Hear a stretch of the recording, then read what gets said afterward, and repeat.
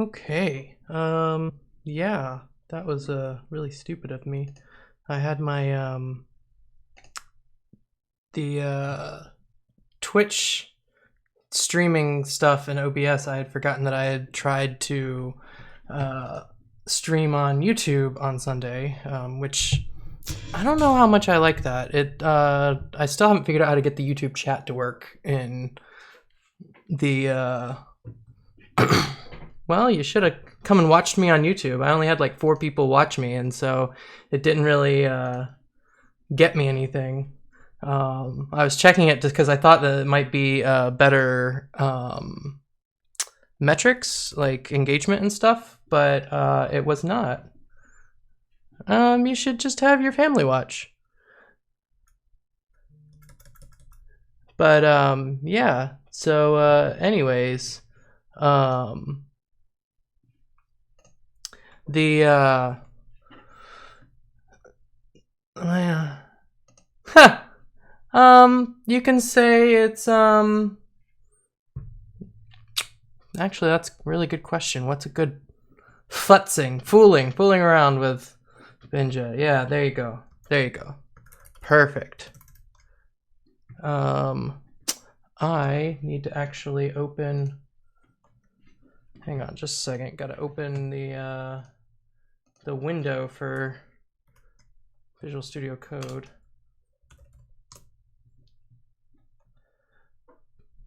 Hello, Usis Uvacho.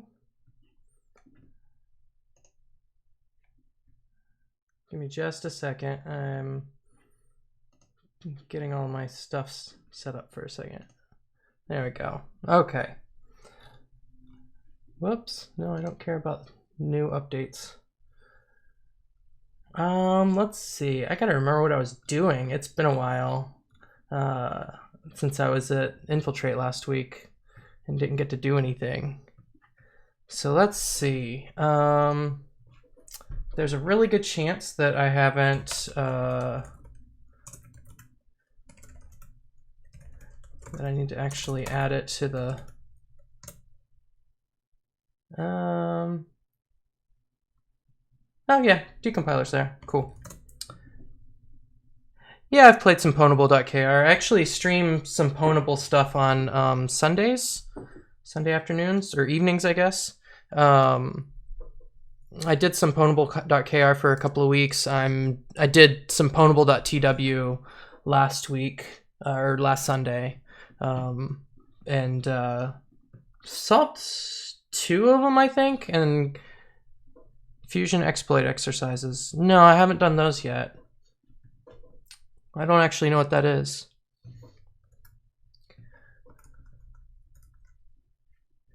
So let's see. Oh, I gotta. Let me see if I can find something real quick to drag in here.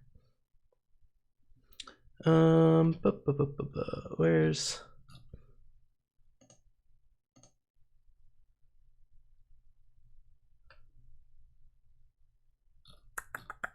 I gotta find it. Sorry, I'm a little behind today with getting everything set up. Let's see, tests. Let's bring in if.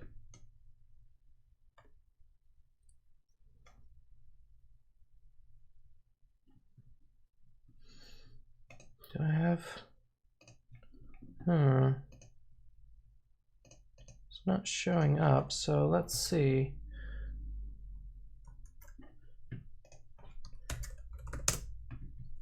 Says Decompiler loaded. So what's the issue?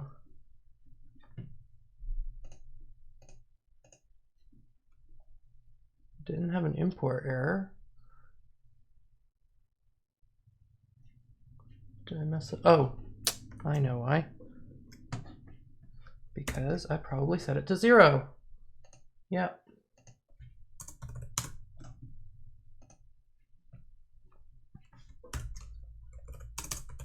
There you are. Cool. All right, now I believe one of the issues that I was having at the time. Wait a what?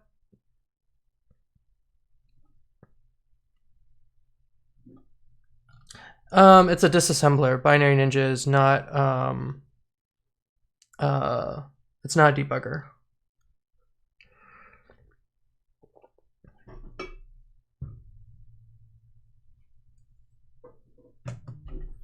This seems to look cleaner for some reason.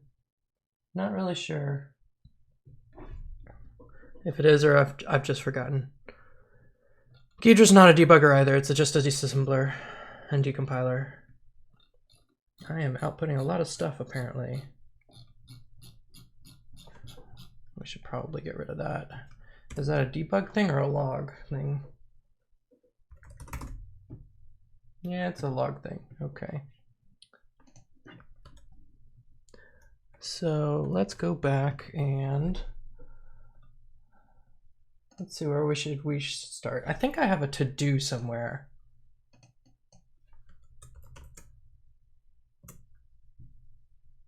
No, looks like I have. Oh no, these are not the ones I want. Figure out fall through cases and convert the extract into blah and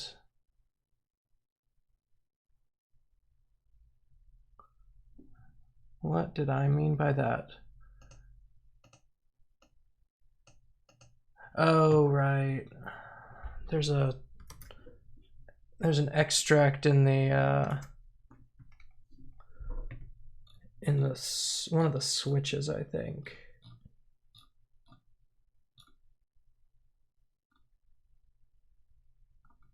We'll deal with that later. All right, let's make a. I'm gonna load this again and see if it's doing the weird thing. Because I swear there was a bug that I wanted to fix.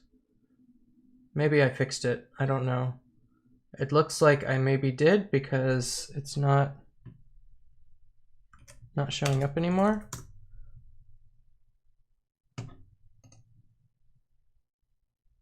Aha, there it is. Okay, so I have some sort of condition where things are getting like sorted weird or something. So I need to figure out why this is not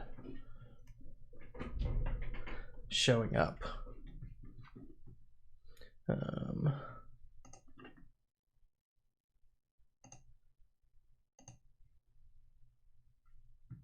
Hang on a sec.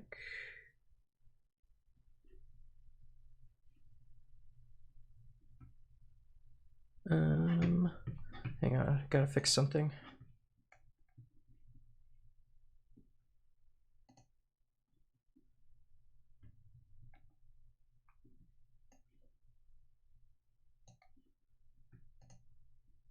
There we go. All right.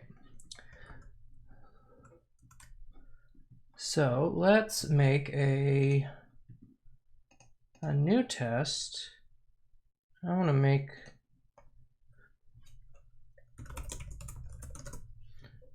some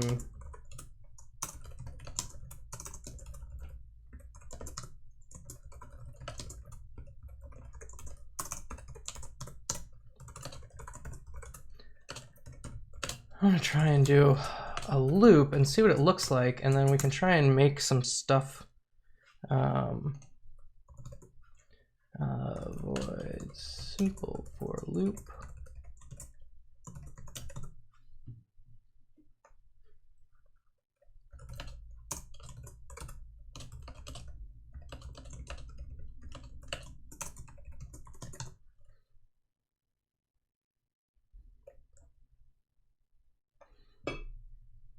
What do you think it's very hard to implement a debugger or a disassembler? Yeah, writing a debugger is not too terribly difficult.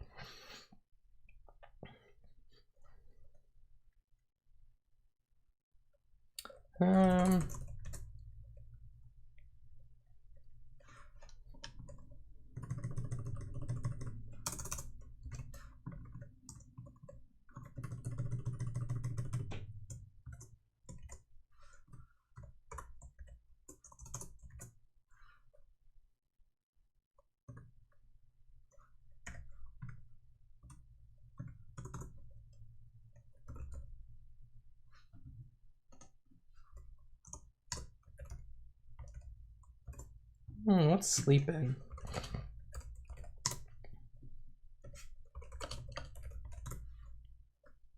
Unit standard.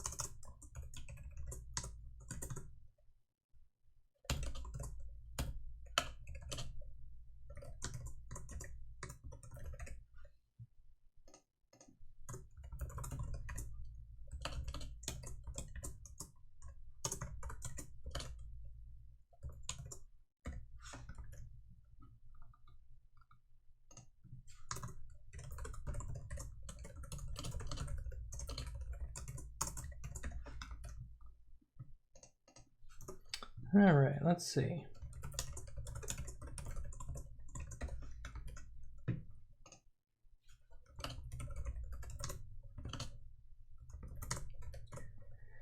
All right. Now let's do E30 and see what happens.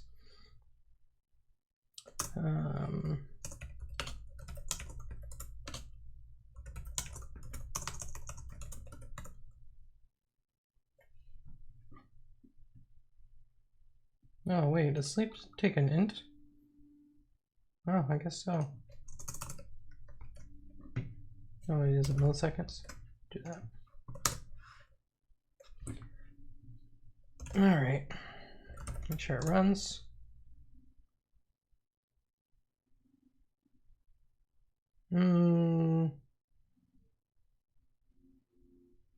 I have a feeling that that's seconds.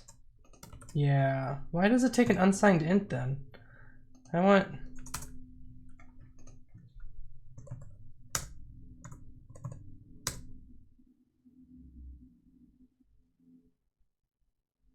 Is it not flushing? Oh my gosh.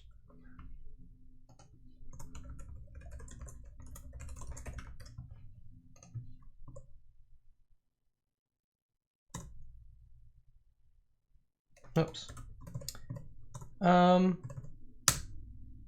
Okay, cool, it works. All right, so now we're gonna take that and gonna open it. Let's see what happens. Oops, that's the wrong folder. Let's find the right one.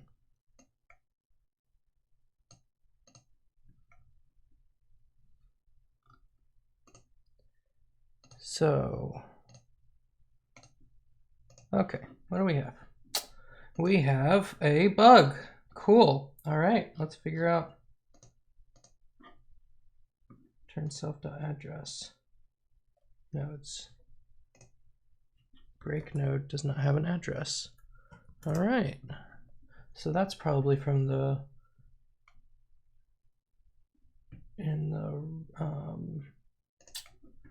refactor that I did. No, I just straight up put address on it.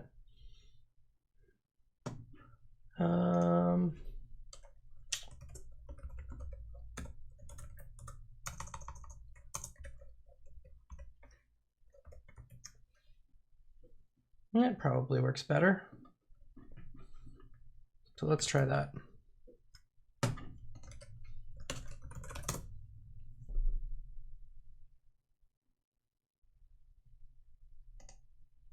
Nope. Name level instruction. Oh, that was stupid of me.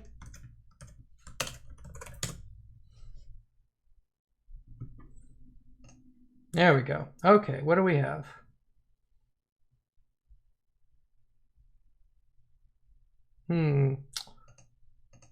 I don't need that. and it inlined everything. So that's cool, I guess. Actually, it didn't inline everything, or did it?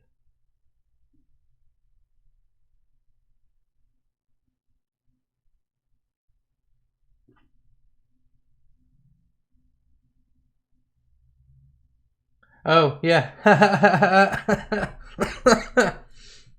It took the for loop that I wrote in that one function, and it knew that I was going to only do something when it was a specific value. So it removed the for loop completely. Hey, why are you looking at my plugin names?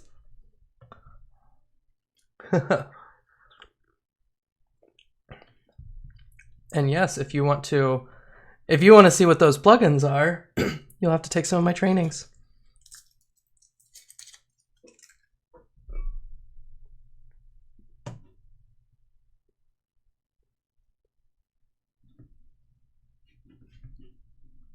All right, I think, excuse me, we need O0.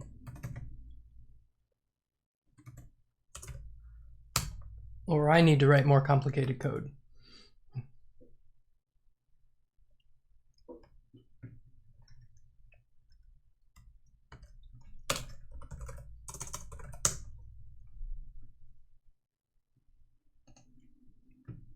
All right, cool.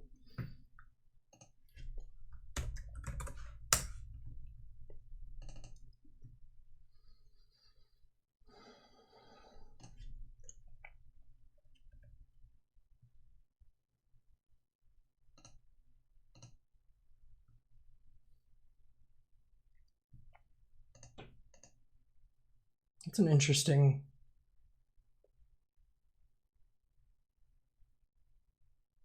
That doesn't make sense.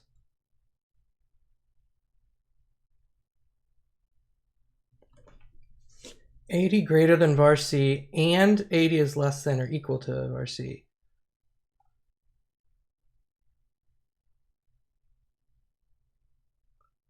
What the hell? How did it even get that?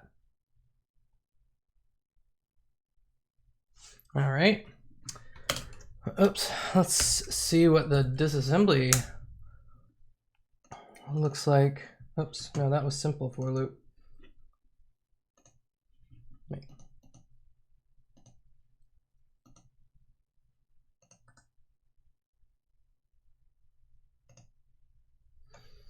All right.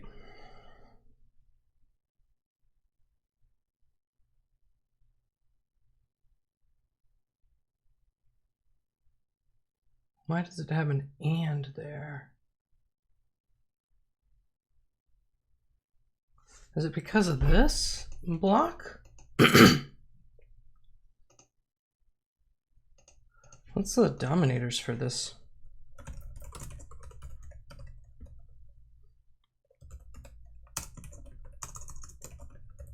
Ugh, I can't type today.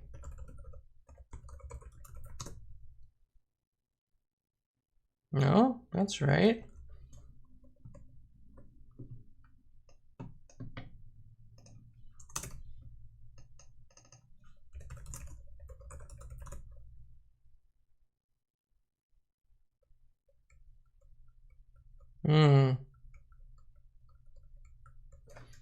Did I switch to post dominators? I think I did, and that might be why that's showing up.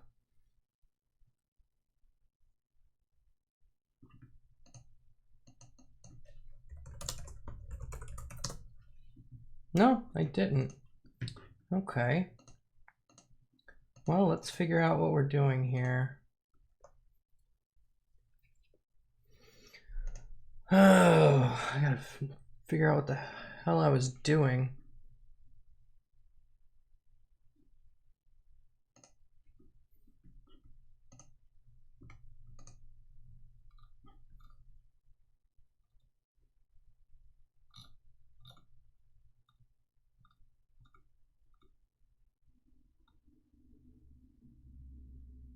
All right, so my reaching conditions.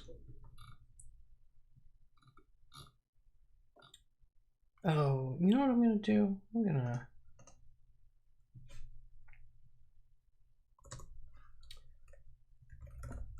view dot session data.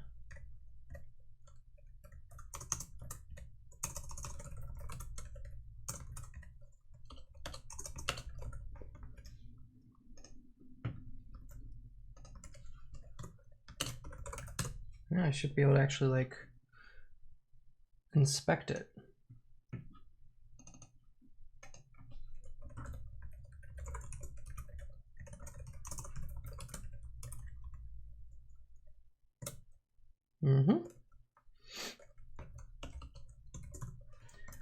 All right. So now we can look at breaching conditions.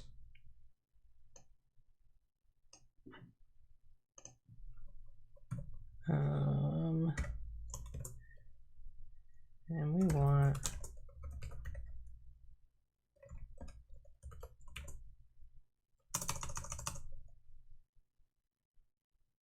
AD is greater than varc and AD is less than or equal to varc. Why is that not simplified to false? Because you literally can't be that.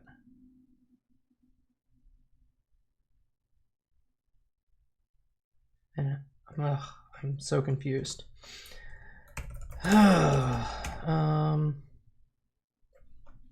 me just see here. So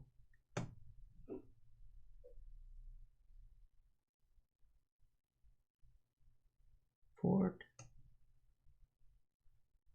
the unconditional branch.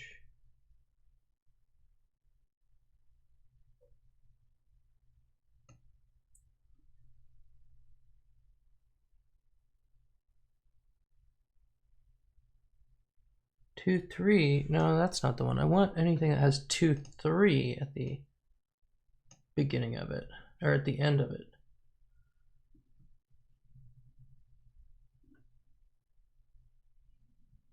So like this one. Unconditional branch. Block 0 to 2.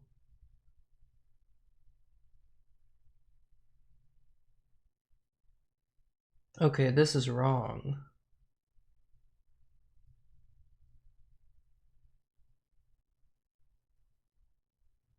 It has an unconditional branch, then a false branch that targets 4, which is it's the loop. Okay.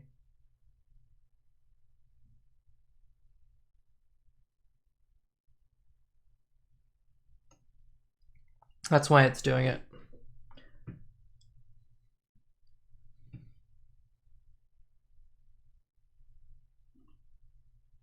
This one makes sense.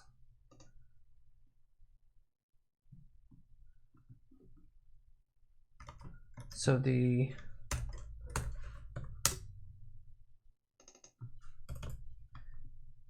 so 3, 2 to 3 should be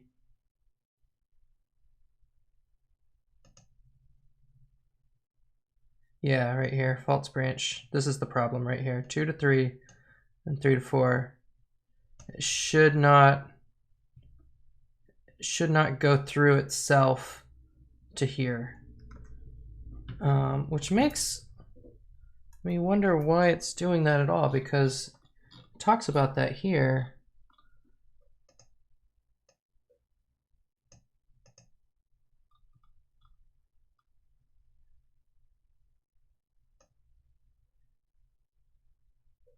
If int is in the slice,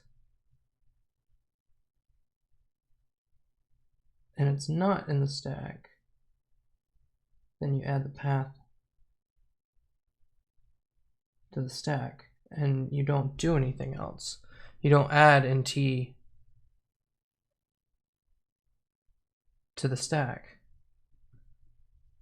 Is that my problem? Am I adding it to the stack when I'm not supposed to be?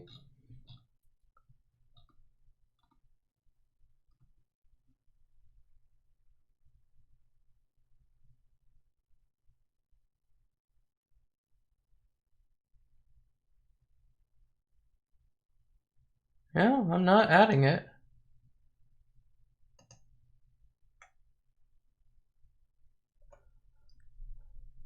So how is it getting there?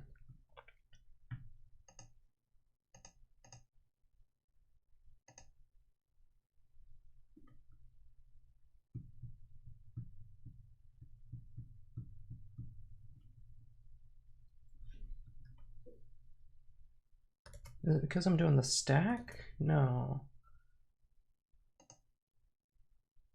E not in visited edges.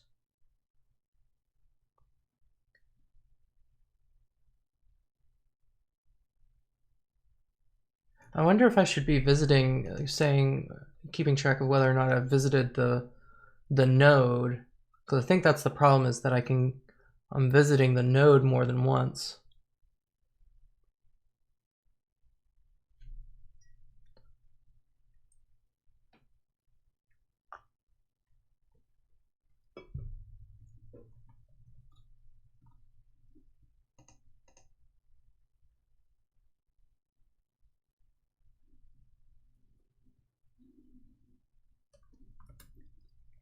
When do we reset visited?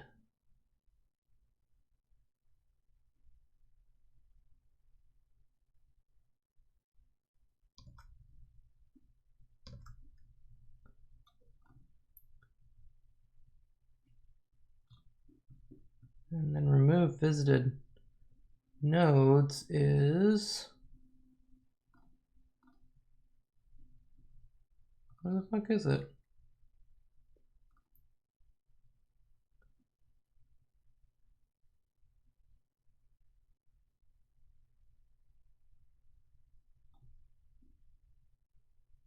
Those are popped and pushed. Popped when all their descendants have been discovered, and each added to the slice when traversal reaches the sync node or when it discovers a simple path to a slice node. Last step is justified by the fact that any slice node in has a simple path to the sync node. The path represented by DFS stack and currently. Okay, so when it discovers a simple path,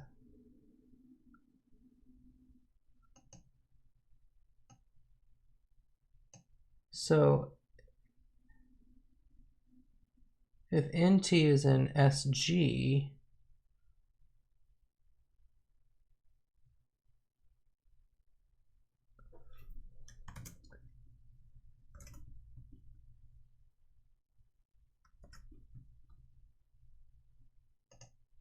in reaching conditions, and E not in DFS stack,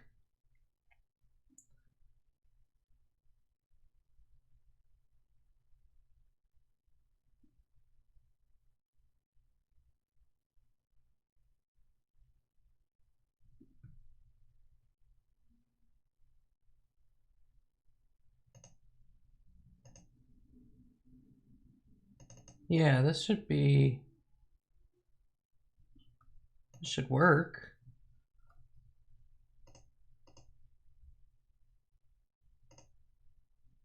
Let's try doing visited nodes as well and see what happens.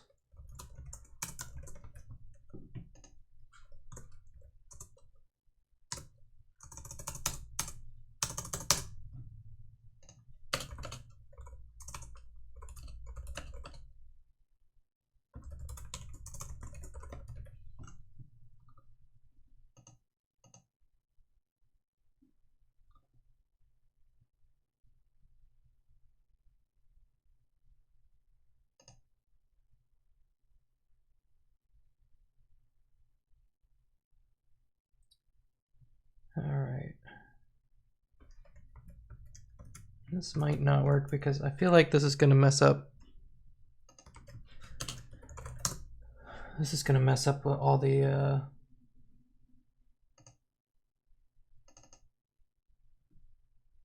it didn't actually do anything apparently. Huh. Oh, probably because I didn't actually add. That'll do it.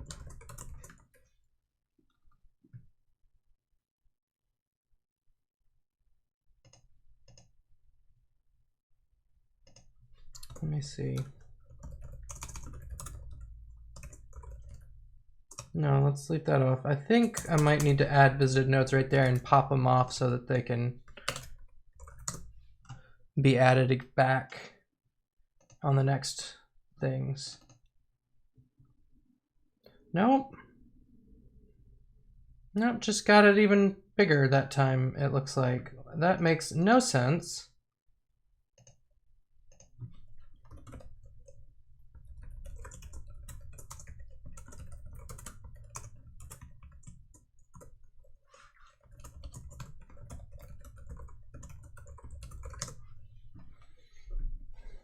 Oh.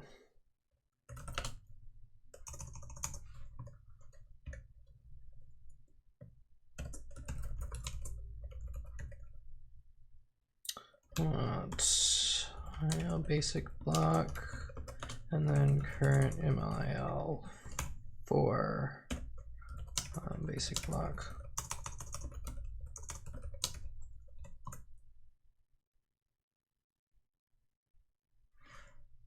What?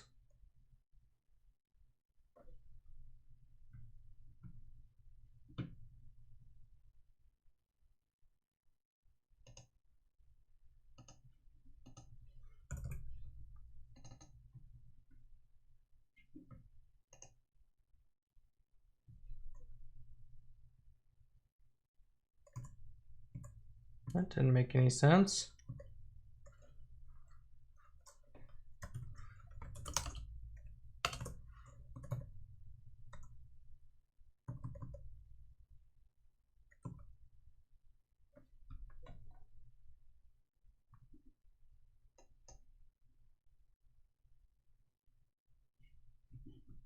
Oh. Let me switch back to linear.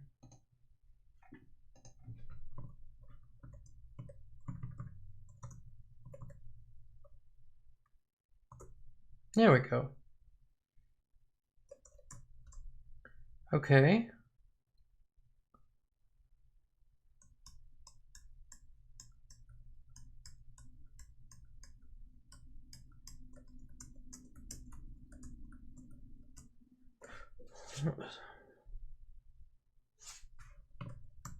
Do I need 0? Okay, there's the 2.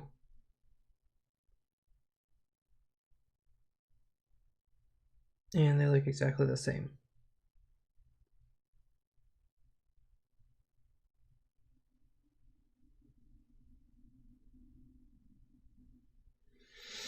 Hmm.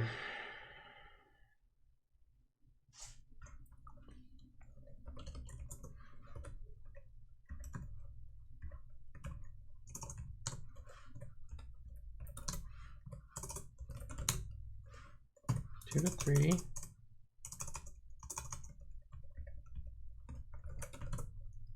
Two to 3. Okay, so those are exactly the same, which also doesn't make any sense.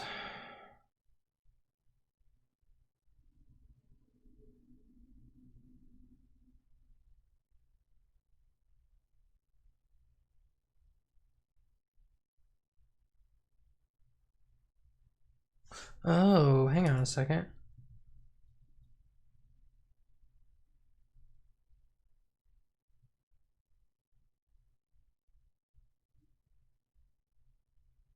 This.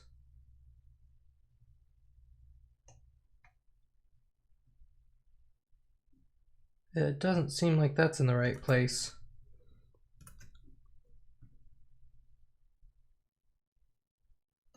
No, I guess it is.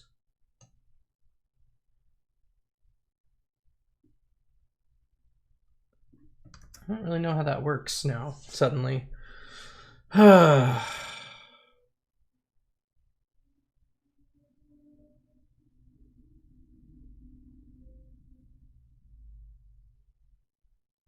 I guess it's all descendants and visited edges. Descendant in. Okay, it's just removing everything if it's got a. If all of its edges are removed, have been visited. So it doesn't always remove anything. Um,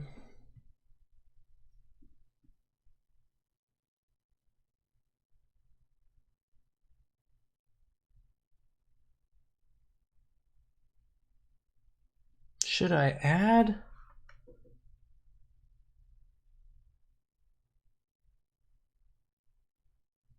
I'm popping it off, so presumably I'm not finding it, but I guess it's because it's a list.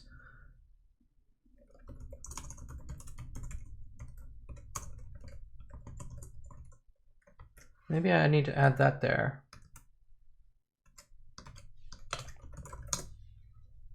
Oh, hey. Thanks for the subscription, Big Rick 7815.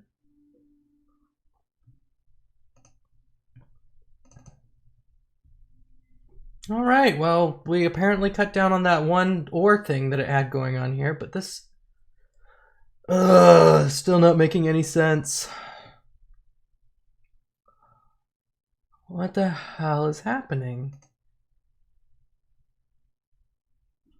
All right, I want to see something.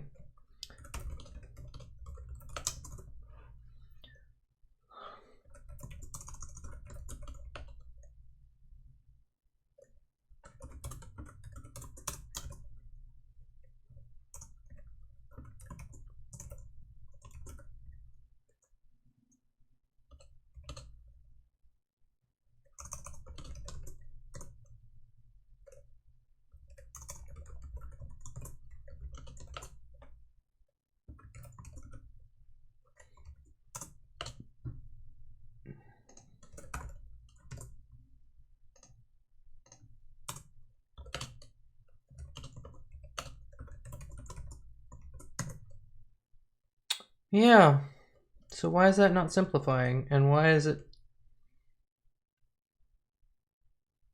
Am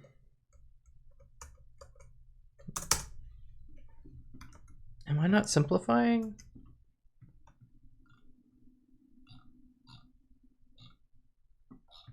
I thought I was simplifying the ORs and stuff.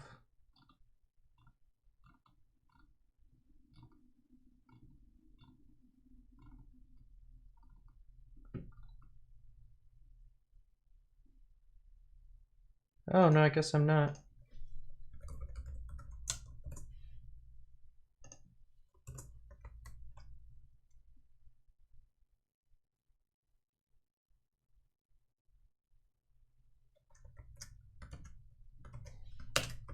See if that fixes that and makes it at least... Oops.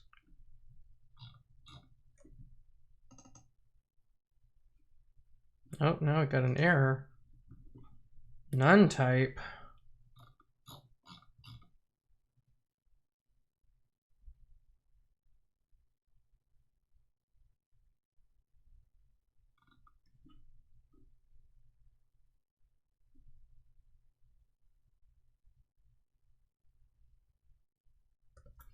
Must be...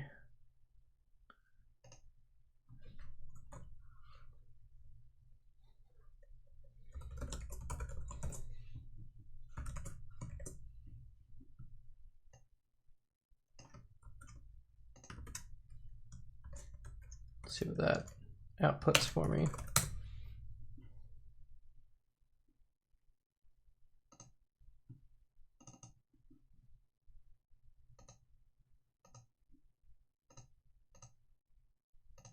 Wait.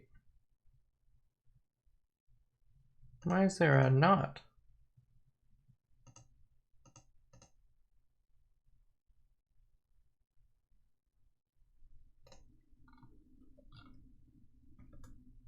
All right. Let's go find that 351. That's probably condition.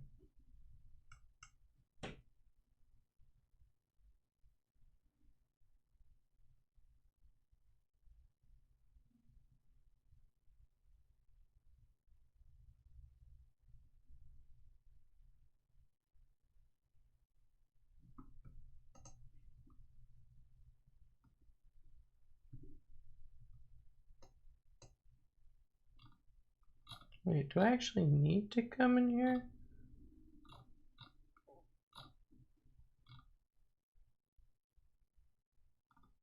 Oh yes, this is where I'm making the tokens.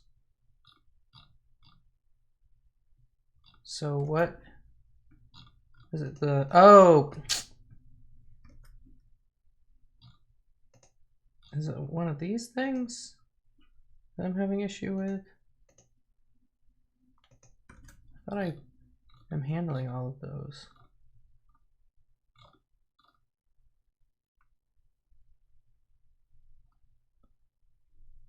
Method name.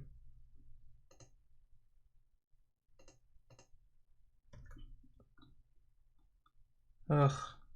Man, trying to remember what all I'd done before is driving me crazy.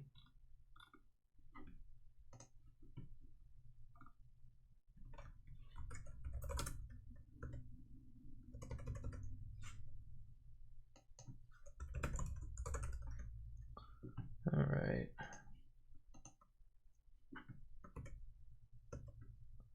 Not there. Not there. Print condition operation. Get rid of that. See if that cuts down on my output.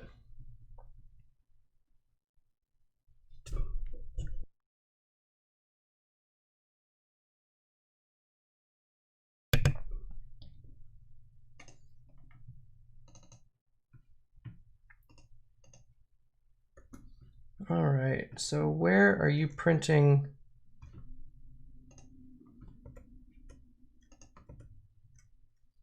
Print method name,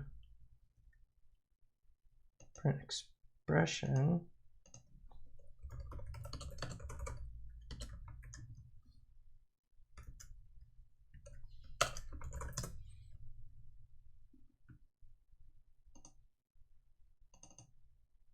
Nope, it's not one of those.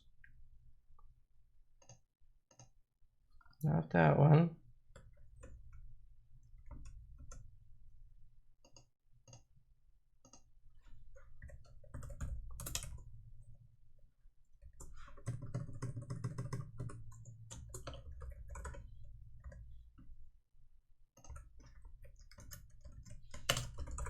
One of those.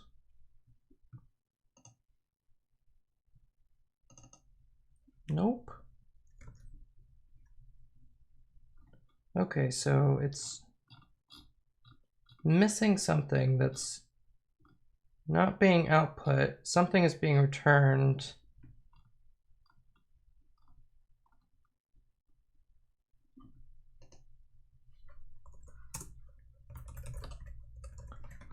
Let's try that. See if it's like, what? What are you doing? Yeah. That was apparently the issue.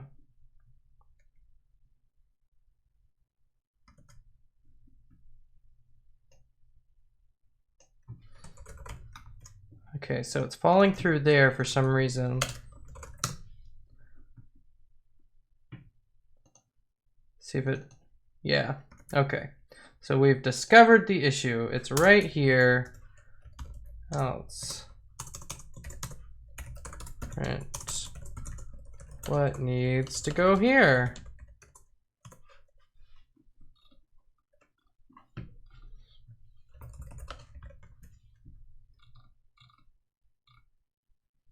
It's a bool ref.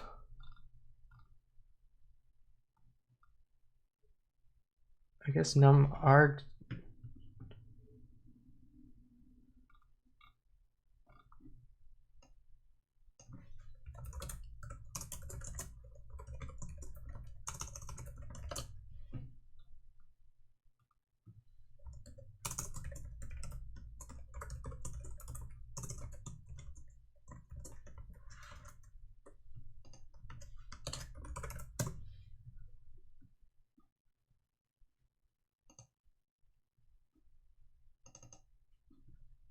Args is 0, okay. This must be when it's just a true or false. So then I need to figure out what the value is. Let's see.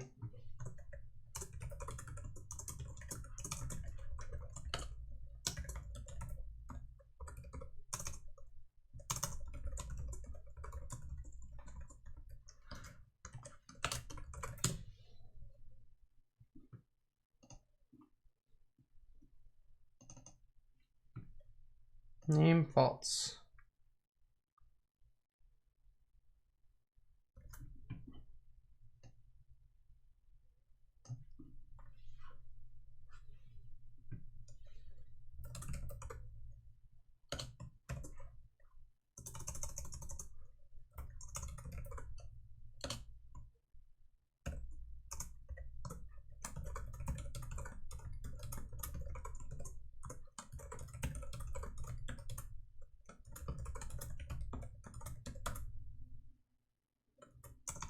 Actually, I don't know. Do an integer token.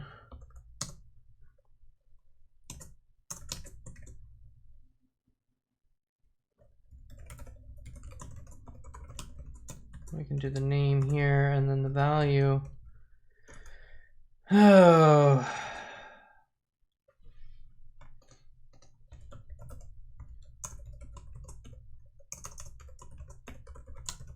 I don't remember if there's a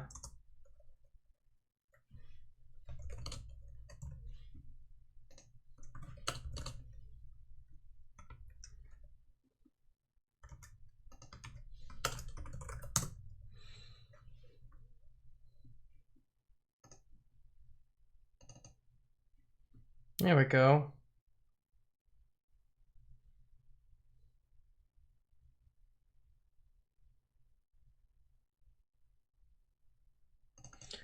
But why is that false?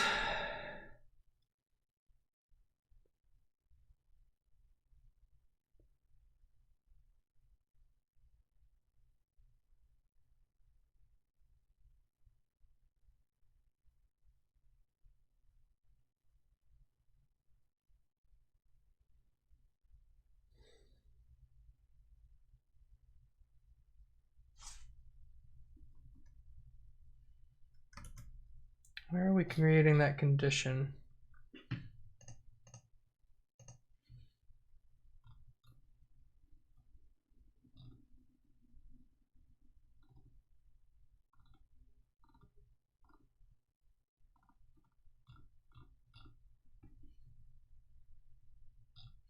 Also, where's that print coming from?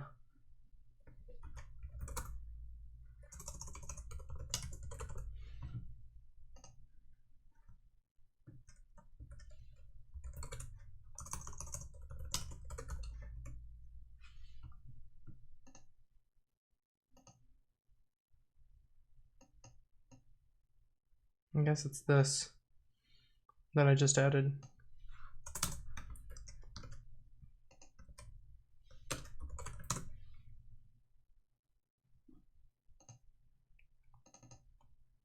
Yeah. Okay. Sorry. My allergies are back.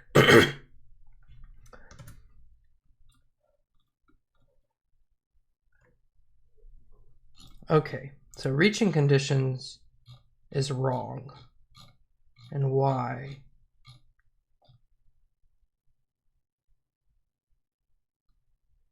The problem is that it's going through the loop and coming back out.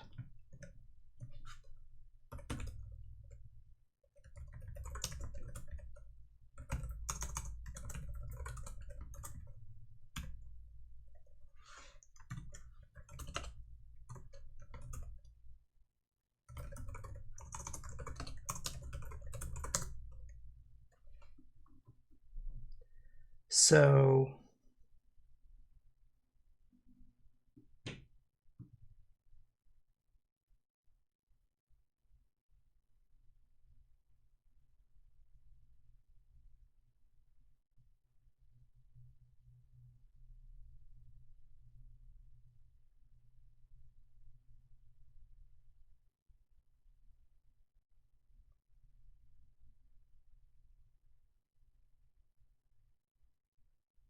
what's not Java? There's no Java here. No Java. None at all. This right here? This is just pseudocode. It's not really anything. It's not an actual language. It's just something Pythonish, C-ish.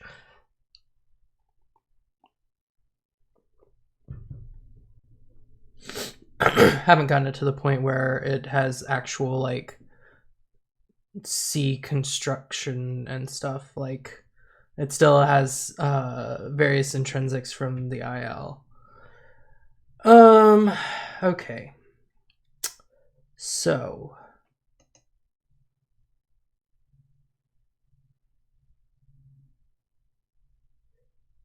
0 to 2 to 4 is just the false branch. And then it has this one as well, which is the same thing. Then 0, 2 to 3 is unconditional branch, and then false branch.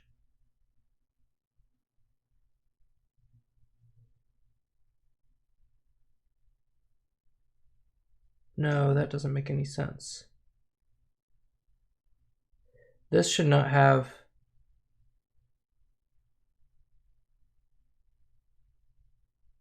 What the fuck?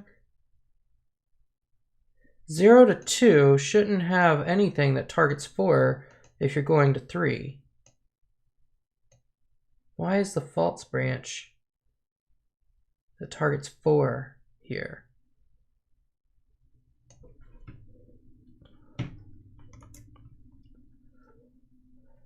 All right.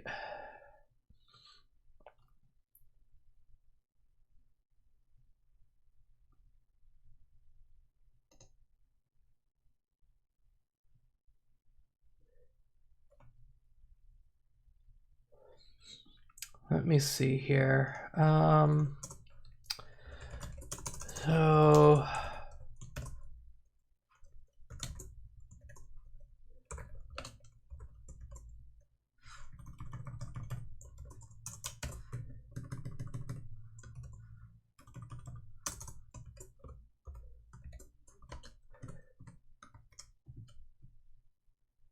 we'll log that. Then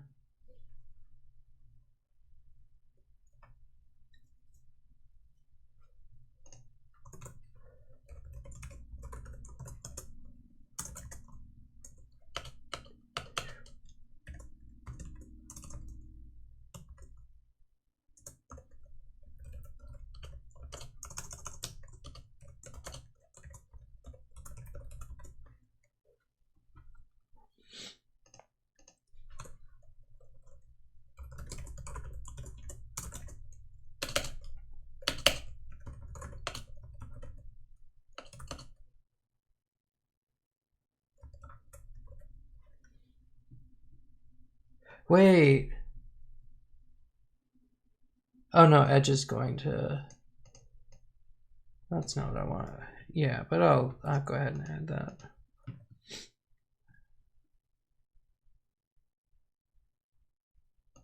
Because it's gonna go ahead and get added.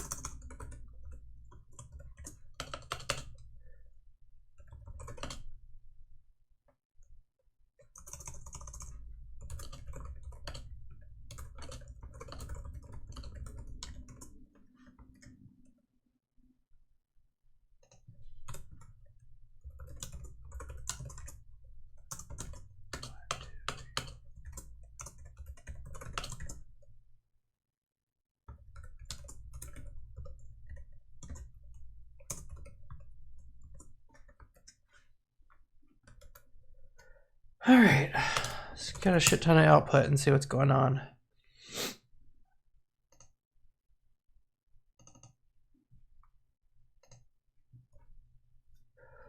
All right, now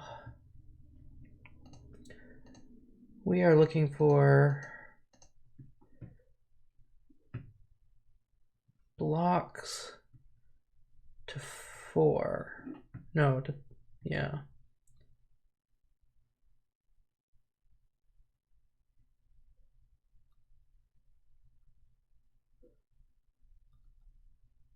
Oh, no, to 3. 3 is what I'm looking for. 2 to 3. Adding edge. No, why are you adding that edge? You should not be adding that edge.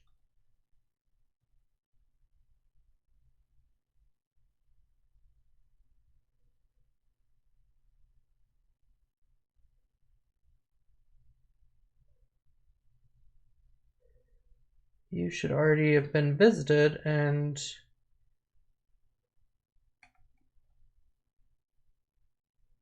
Should I just say if it's a back edge, ignore it?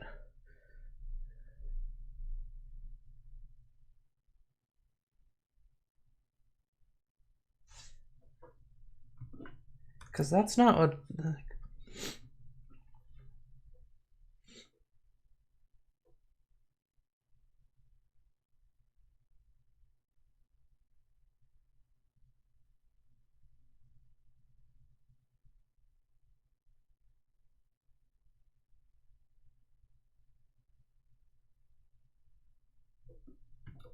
Do they just ignore back edges? Is that what they do?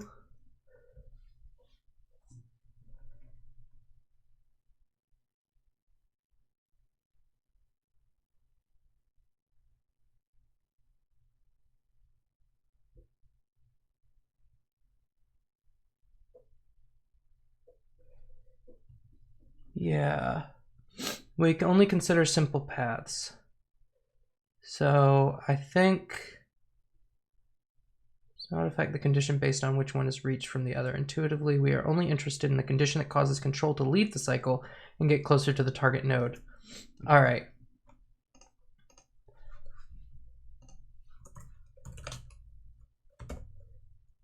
Back edge 2. See how that fixes it. Man, it's gonna be nice if that's just all I have to do. Nope, that just made it worse. Cool. Why are you false? All right, so...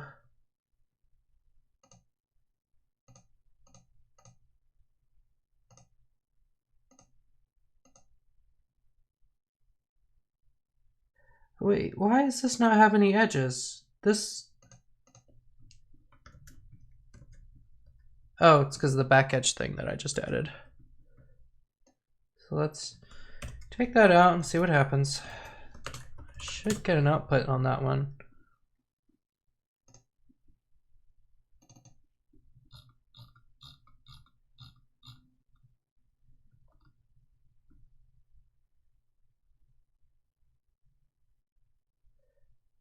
Yeah. So then if I come over here to... where's 0? 0 to 2. Finish slice. Hit simple path, adding some finish slice.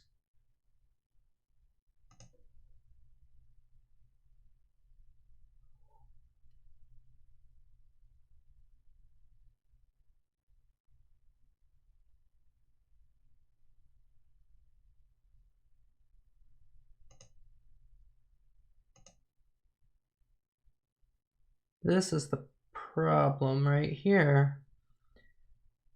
Block 2 to 3, pointing to block 3 to 4. That...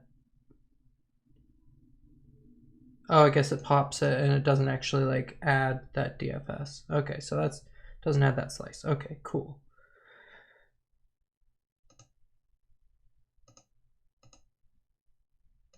Hit simple path, added, finished, sliced. I need to, at the end of each one,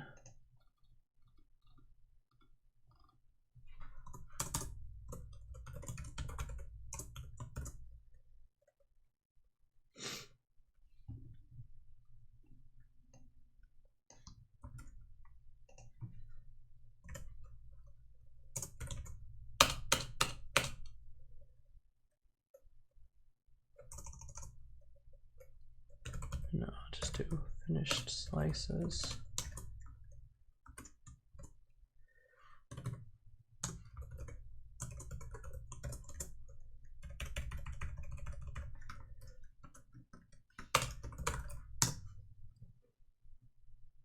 Let's see what we can do with that. We can crash it! Yay! Key error.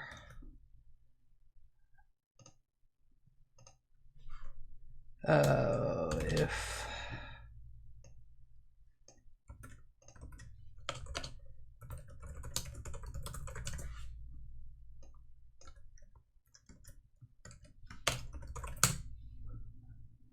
let's try this.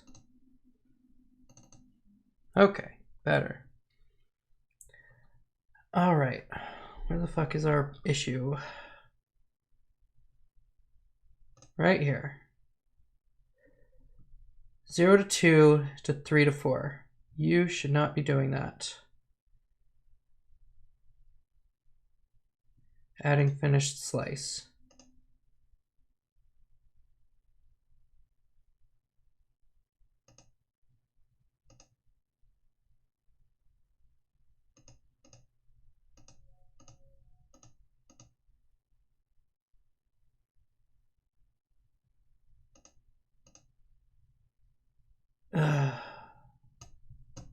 This should not be being added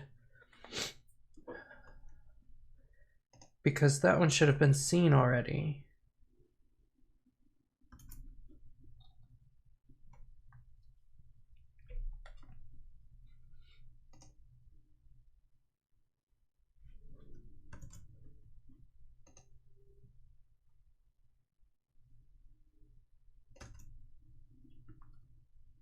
It's not in visited nodes.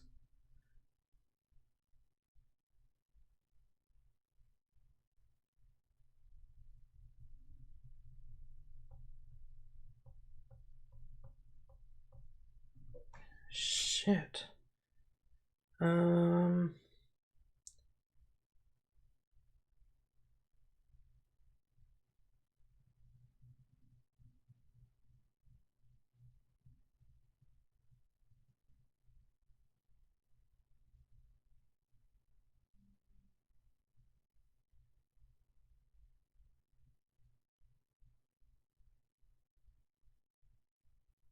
So I need to be able to say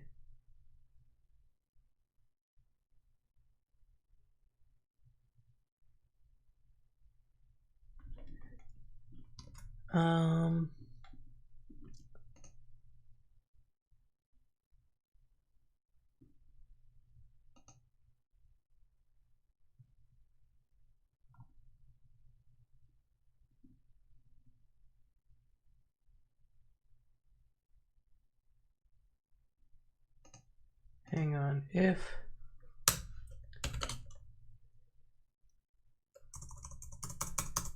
let me see, elif e.backEdge. Let's try it here. Pass. And then we'll just come down here and pop stuff off.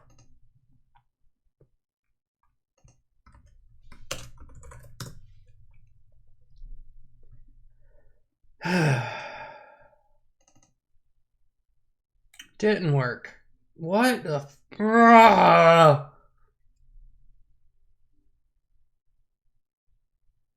No, that just made a a worse slice.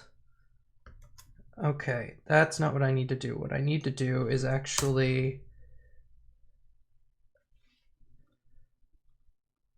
just say this is not gonna work. How do I completely bail out of this one?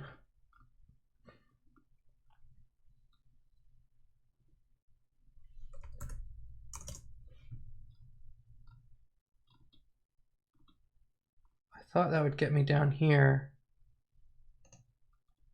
Oh, visited edges.add e visited nodes.add int. Let's do that.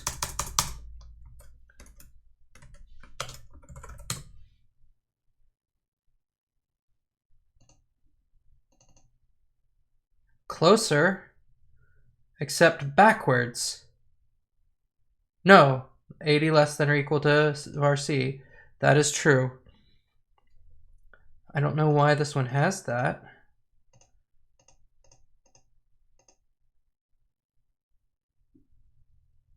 Because it should. But why is that one still false?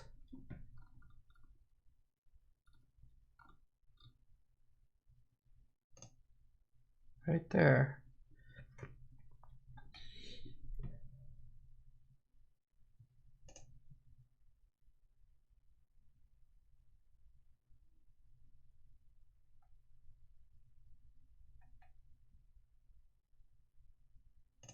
Why are you still...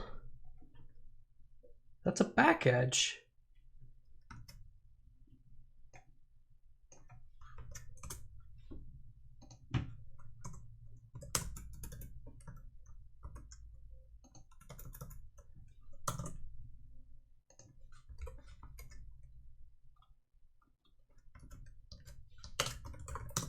Let's try it up at the top. I think that's the problem. There we go. Fixed it. Hooray! Now, this shouldn't need...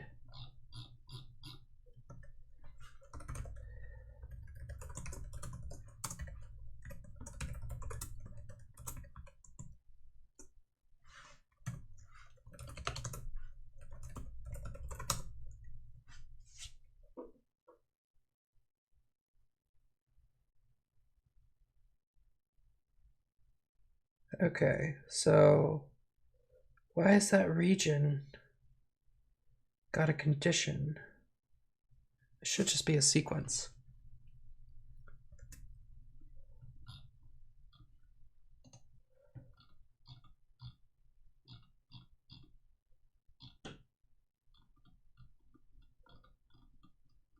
So, order regions.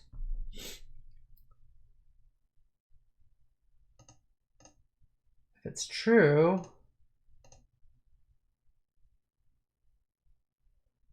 no.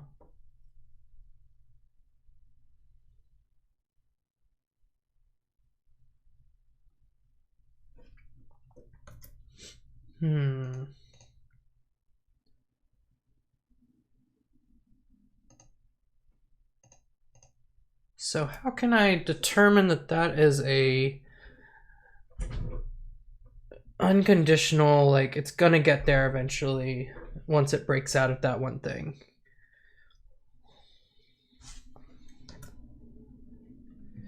Because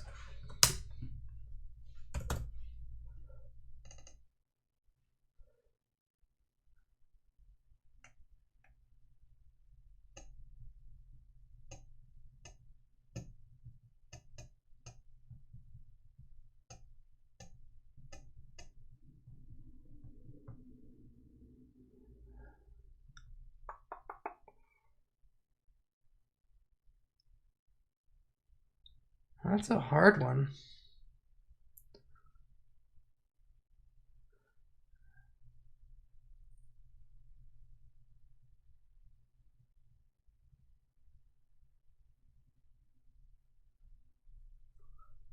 I guess maybe if it's the last thing?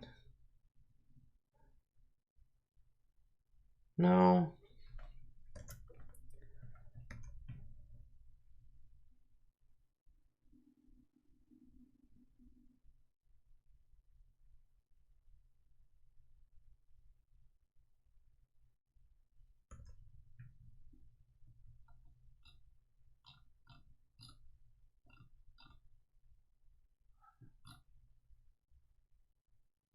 I wonder if I need to know.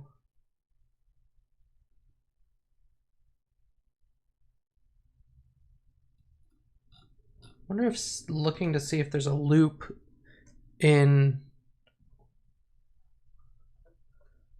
its reaching condition.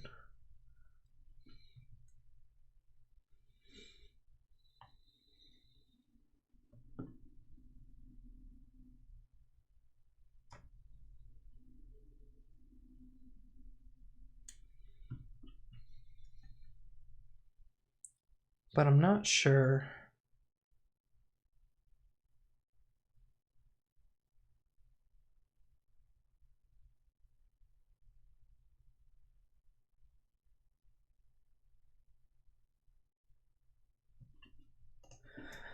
I guess I'll leave that for now and figure that out later.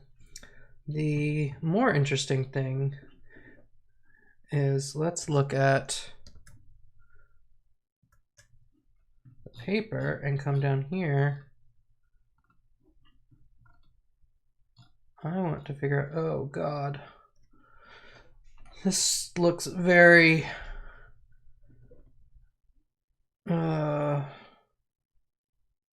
very confusing. Okay, we did successor refinement. Loop type and condition.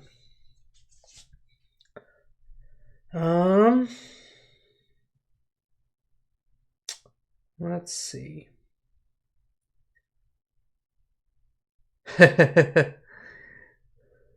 Yeah, it's pretty scary looking, huh? So in order to identify loop type and condition, we first represent each edge to the successor node as a break statement and compute the AST of the loop body after refinement in B. What is in B?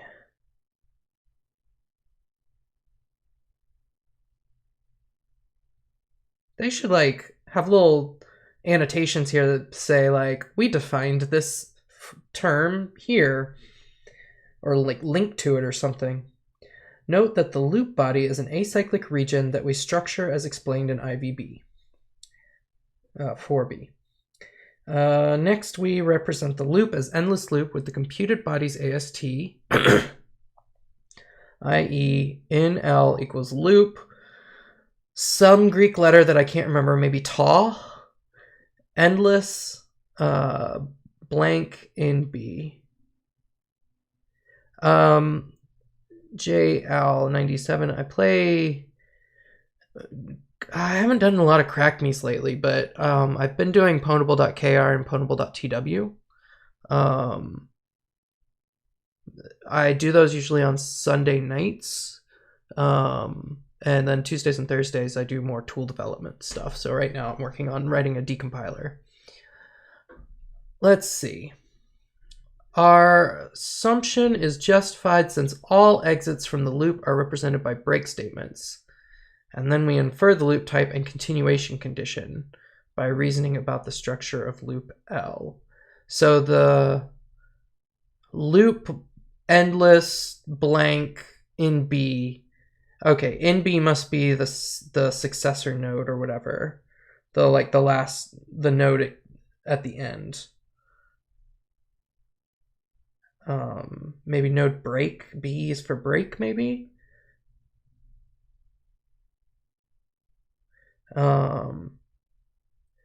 So, oh no, it's loop body. So that's the loop body. Okay. So it's a sequence node that encompasses the entire body of the loop. Okay. So we infer the loop type and continuation. All right, we specify loop structuring rules as inference rules of the form P1, P2, ... Pn over C.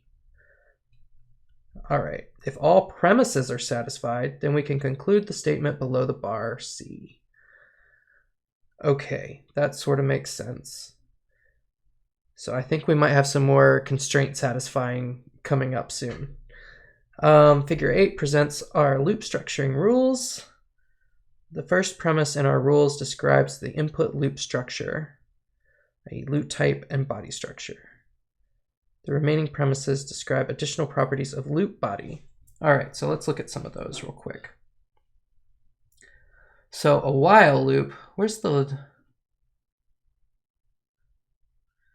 for loop one? What would they consider that? Condition to sequence?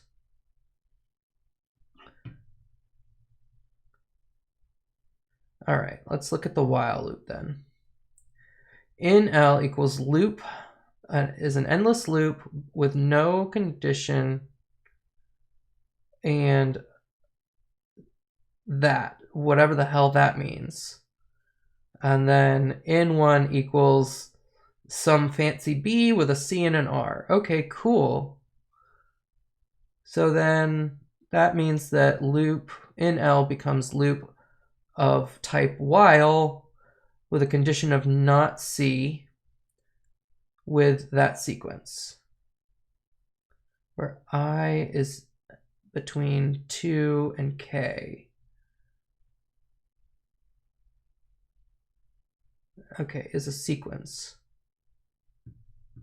And in 1 is a breaking condition, maybe? Is that what that means? Yes. We denote by BR a break statement and by BCR a condition node that represents the statement if C break. We represent by in down BR the fact that a break statement is attached to each exit from the control construct represented by node in. The operator sigma returns the list of statements in a given node. Okay, this makes sense then. So if we have a loop that's endless with no condition and then a sequence of nodes, and the first node in the sequence is a if then break, then we turn it into the negation of that condition, and the rest of the sequence is the body of the loop, and it's considered a while loop. So then if it's an endless loop with a sequence and the last node is a break statement, then we create a do while with the negation of that condition, and the sequence is 1 through K minus 1. Okay, so we can do that.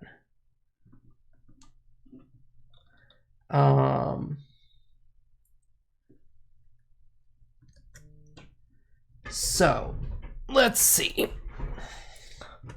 In this case, I believe it would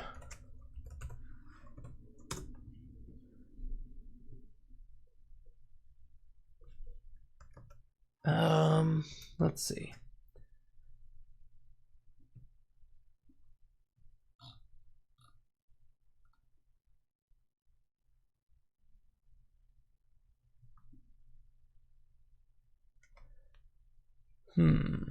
So if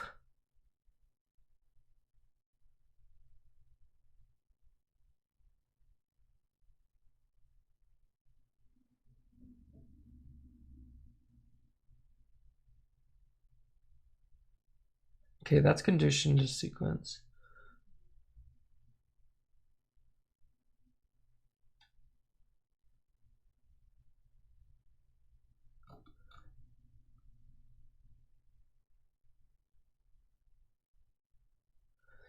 We represent by in down break the fact that a break statement is attached to each exit from the control construct represented by node in.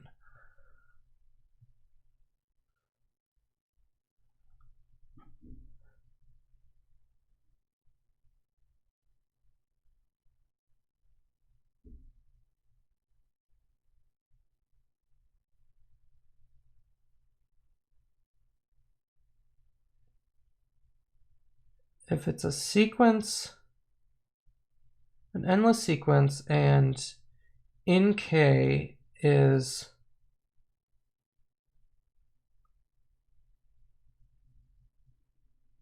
the control break statement, that just becomes a sequence. So I don't understand that one. I don't know how you'd actually get into this situation right here.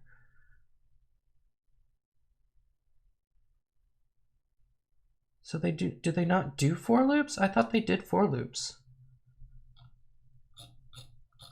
I want to try and figure out how to make a for loop.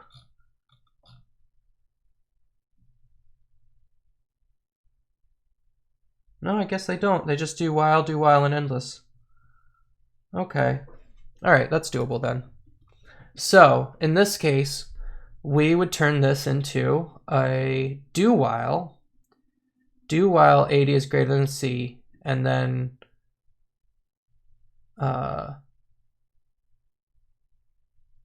which would be the opposite of this. And then we'd get rid of that. And then this, I still have to figure out what to do with that. Okay, so let's do some loop refinement. Excuse me. I need to do a nodes.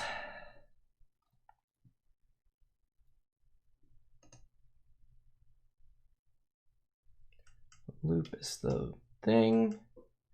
Condition is not a medium level IL instruction anymore. So something, some sort of Z3 thing. I'm gonna remove that. All right, I have entries and exits here that I don't actually use. I don't think I need to actually use those, so I should probably get rid of those at some point.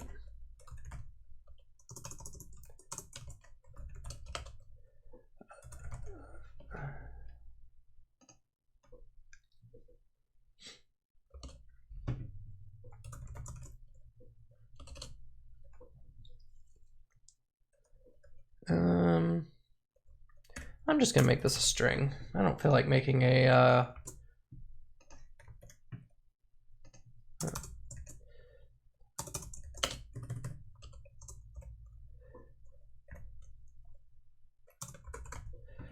or none. Okay. Oh no, endless is the default.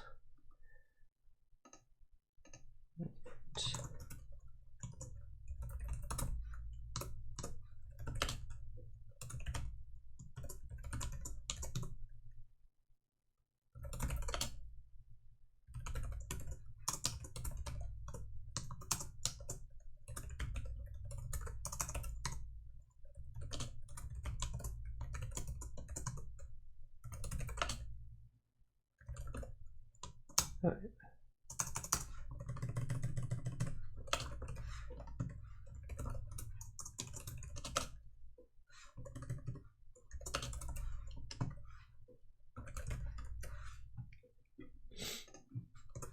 Let's see.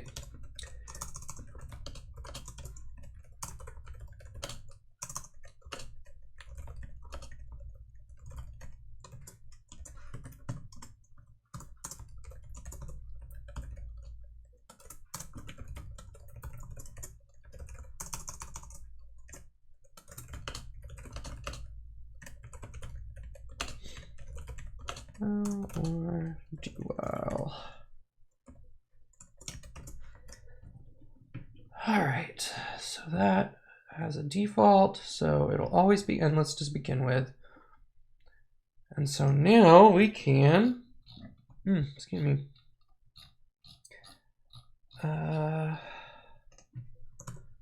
Step 7. Refine loops.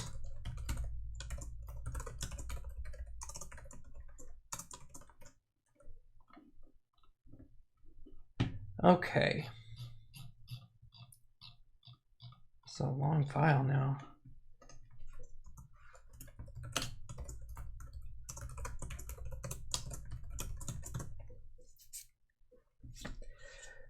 All right, let's see.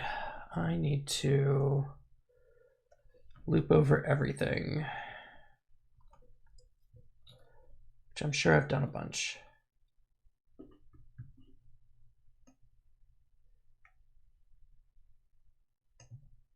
No, that's not what I want.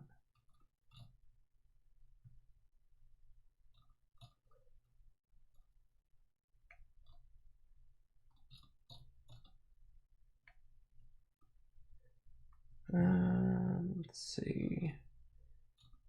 No, whatever. Okay. To visit equals.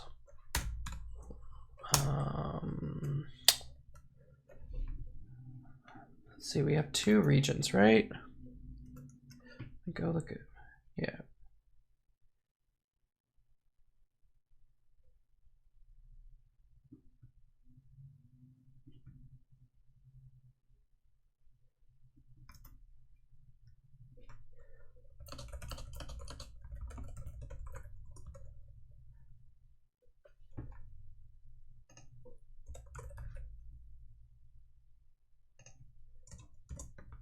I think I can do that.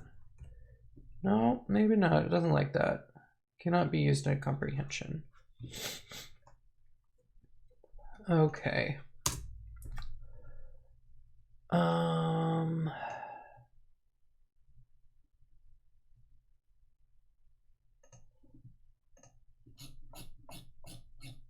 Oh, do I have an error somewhere?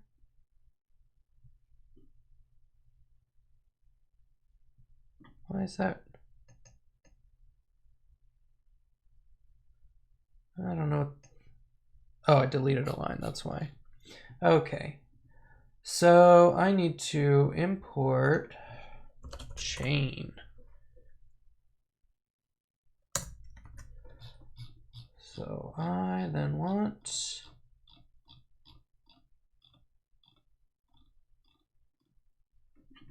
to do chain.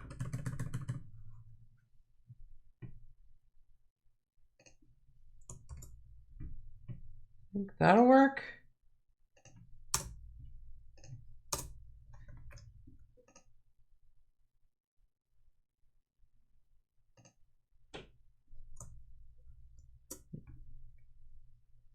Can I do like this? Nope. Okay.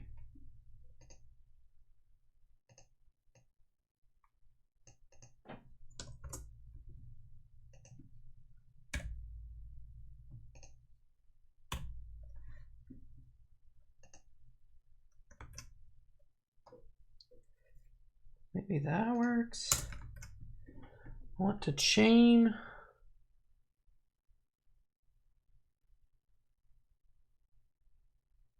These together.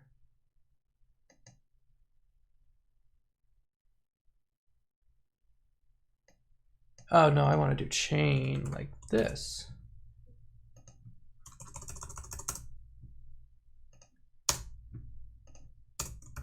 That's what I want.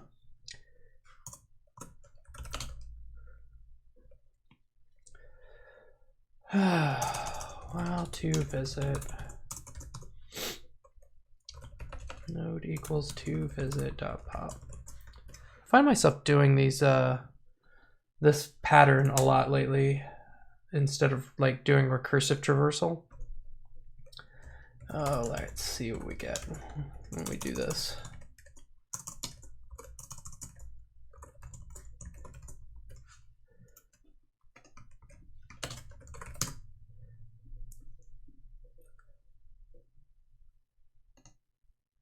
We get errors. That's cool. Iter tools chain object has no pop. Oh, right.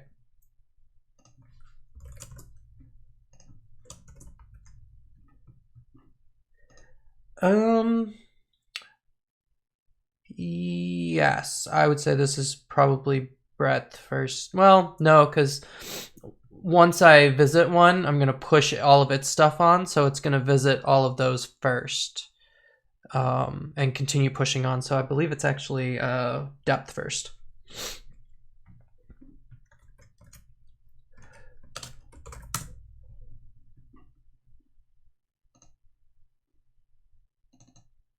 All right, tuple has no attribute nodes. Oh, whoops.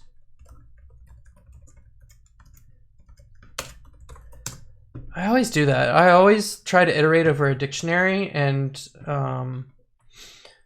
cool. Why is that a list?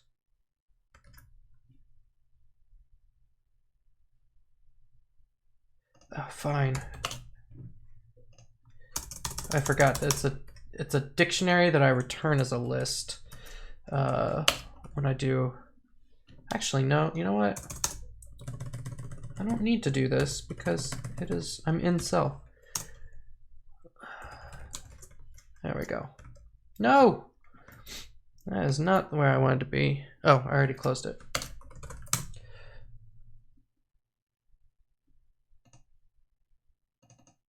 Nope. Condition has no attribute nodes. Okay.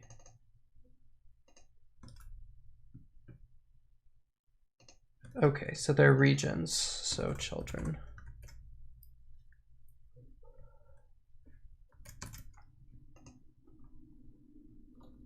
But does that mean that I don't get the header?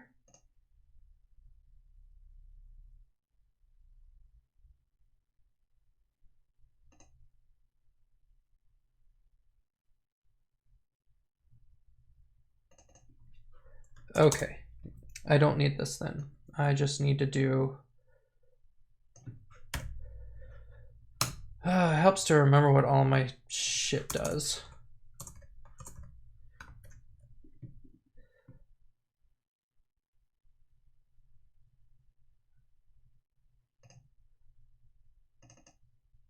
I need to annotate that better, I think. Though I'm not sure I can annotate it. I wish I could annotate it to say, like, this is a dictionary with a key of this type and value of this type. I don't think that that's possible with the annotations. There we go. All right, so I got my two things. All right. I don't think I need to, because they can't have the same children. At least I don't think so. Let's do it anyways. Node invisited.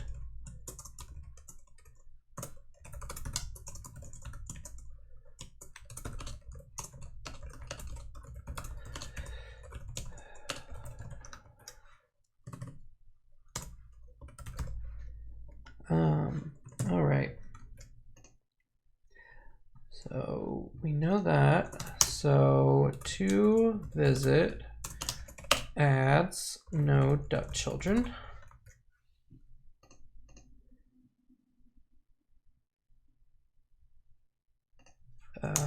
And let's just go ahead and actually no. We'll filter it out right here.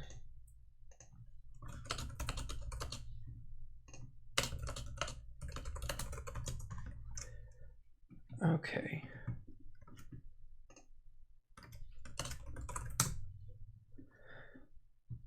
So that should give us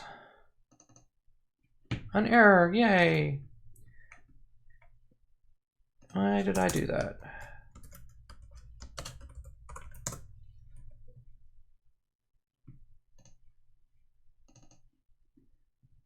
Cool.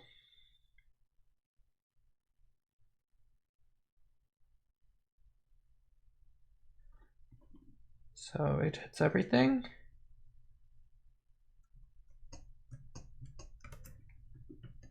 So let's do this. No, I want all of those. And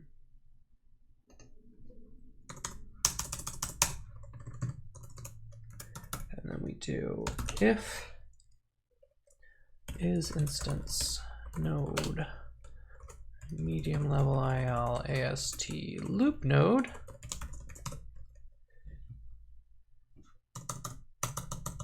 And let's print the node out. So now we should only just get the print of the single loop. Yes. Okay. And then let's do self.check while node.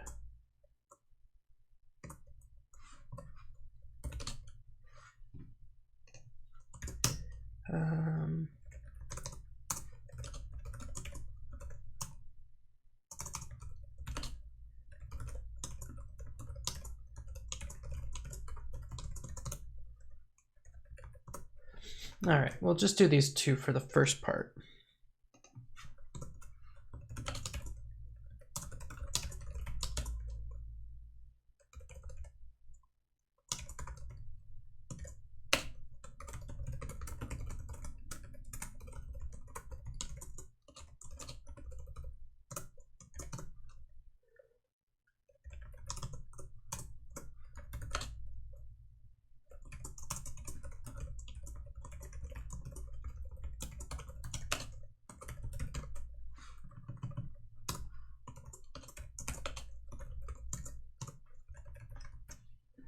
All right, got those. So let's say for a while loop, what did we want? Where's that crazy shit? So we want to first do if loop node dot type is not equal endless, return false. Then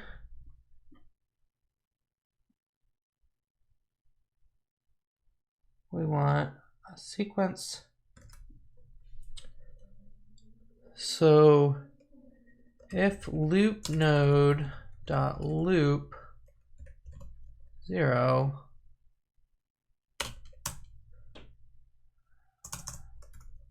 let's just print that out for now. I want to see what it looks like.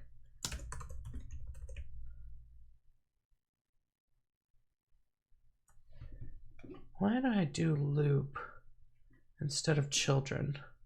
I think that's dumb. Oh, medium level IL basic block. What am I passing in there?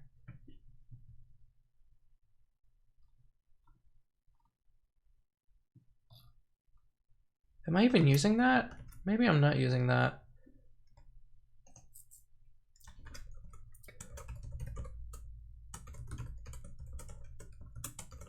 I really need to refactor some of this stuff.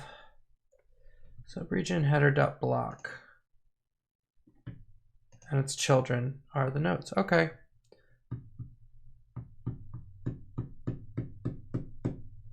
So this is the first element, or the first node. So that would be the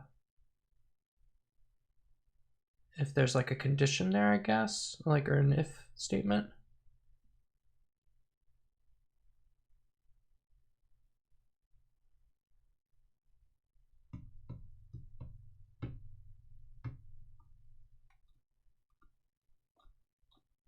Oh, huh. I need to change this.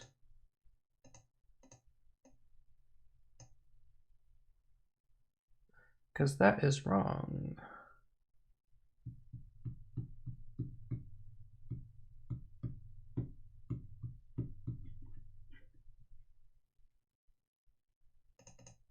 I'm not actually sure how to create a true in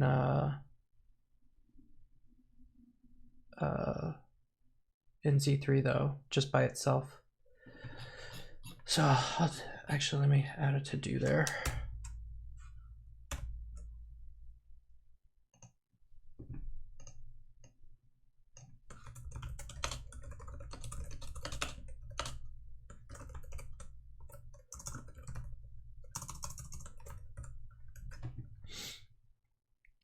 Actually, I wonder if I can do that. Is there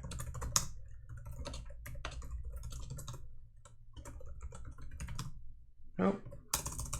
It's just bool ref, I think. And bool.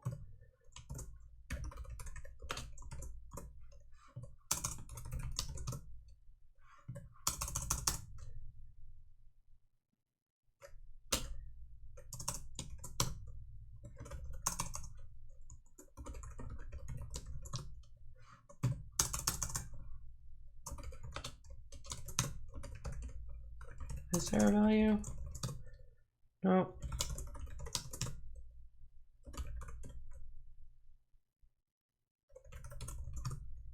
There's a bool.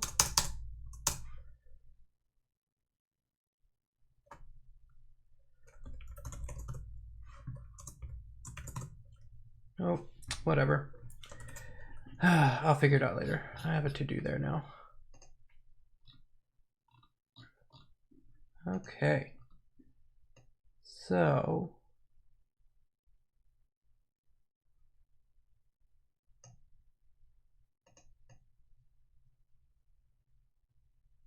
loop.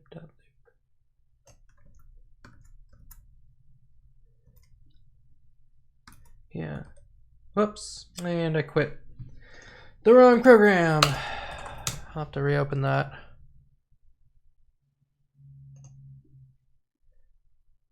Oops.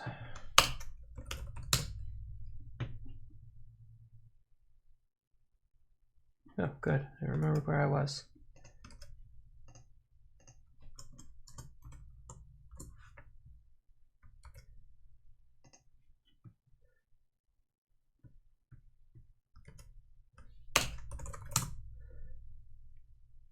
Let's see what we got.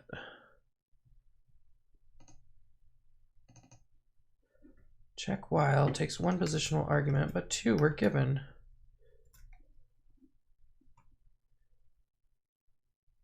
Oh, yeah. Gotta add self.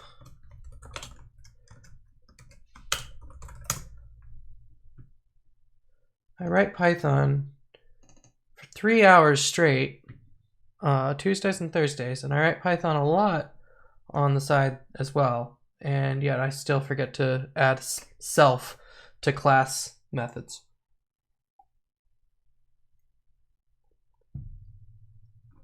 All right, so that's loop. That's a basic block.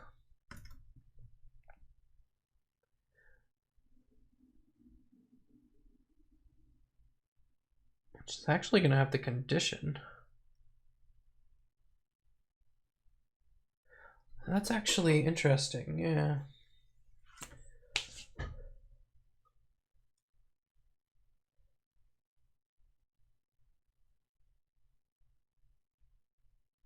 It should actually be the break at the beginning. I wonder why it's not.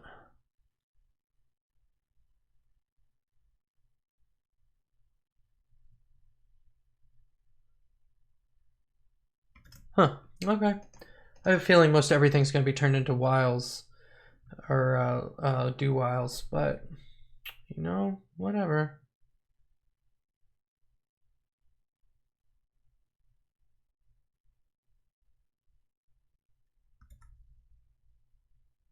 Yeah, okay. This should definitely be I want this to be a while loop, so because I mean it's okay to do a do while because of RC equals 0, but if it's always going to be like this ordering, then that's not going to work very well. So I think what we first need to do is order shit.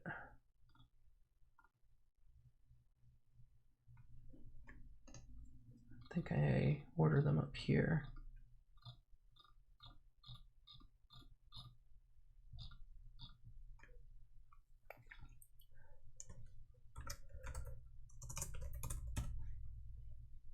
To visit. Key is lambda I of 0. Oh, those are cases. Come to key.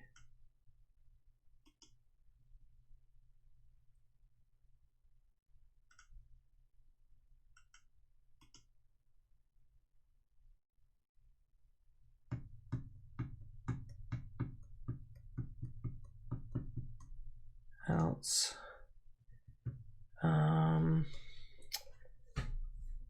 so if there's a reaching condition between I and j, then we return 1. Oh wait, if there's not, then then I is greater than j. So then else 1 if I dot start is greater than j dot start, else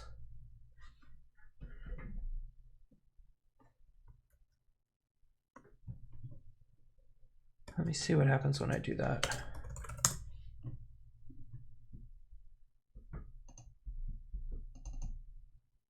Nope, that wasn't it.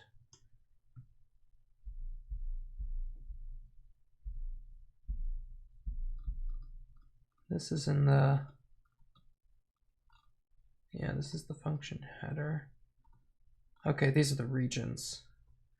So what I need is the children sorted. Not that one. Structure cyclic region. Here it is. Okay. It's none, else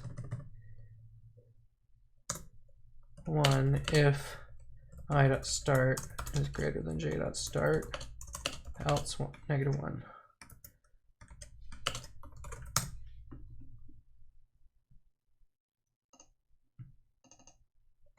Nope. Okay, let's try less than.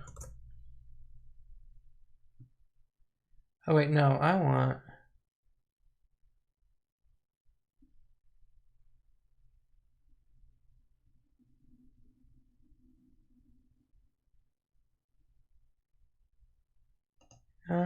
actually no, let's try that. See what happens. No, okay.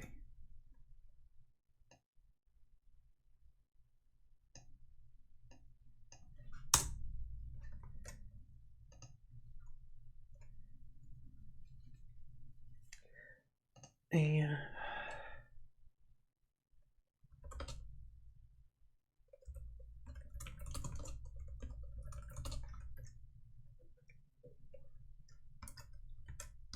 I know that I should be able to sort this somehow.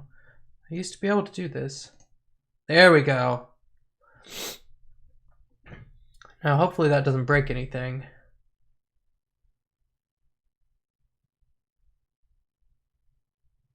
Because it's definitely checking that first. And the true branch is the one we want to go down first.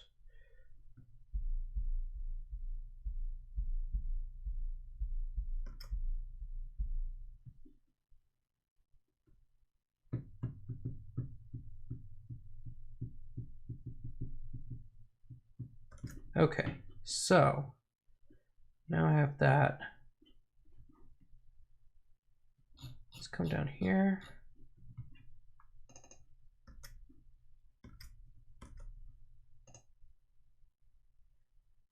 Actually, I should be able to look and see if this is a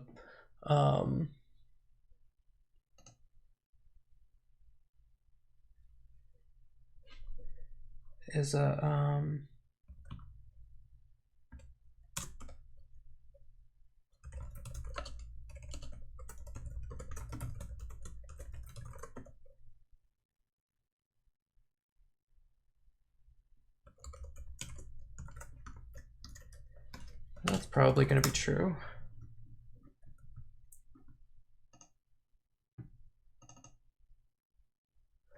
Yeah, okay. I'm gonna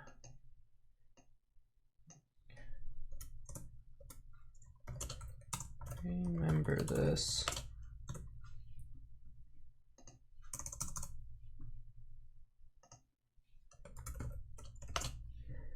All right, so if loop node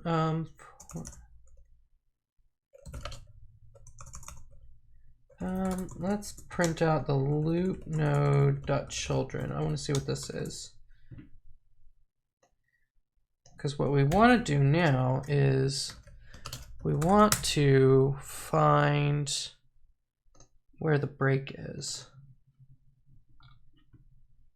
So we've got condition, and the first thing in its sequence is a break.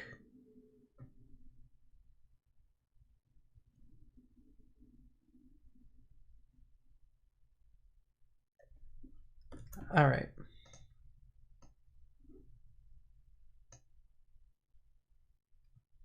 So if loop node dot children -1 if not is instance medium level IL condition node, return false. So then we can say if loop node children -1 dot children, oh wait, no, true,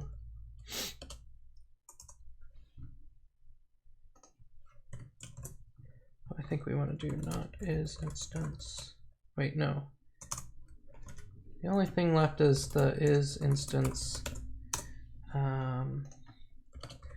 medium level IL break node.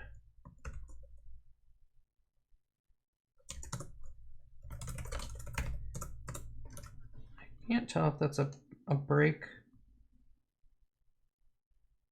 Oh, no, the header is a break.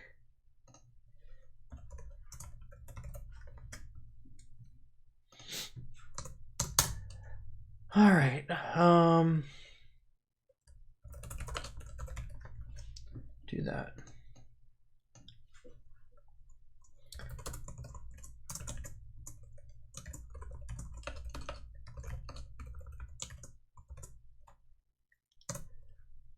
So then it's going to be node.type equals while node.condition simplify not, oh, I need to return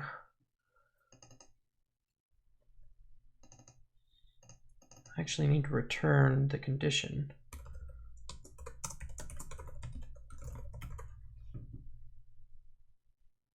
And do none here.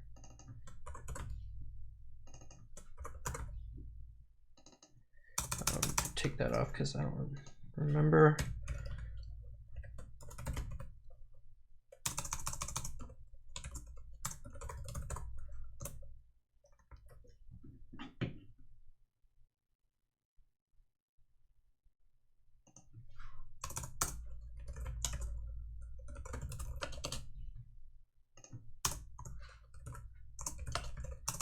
Well,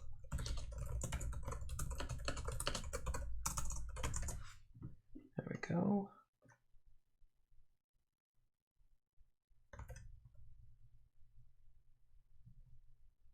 And then we can do while condition here. And then node.children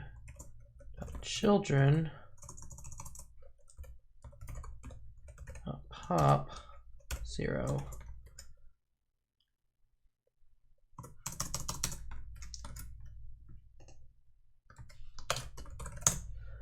Let's see.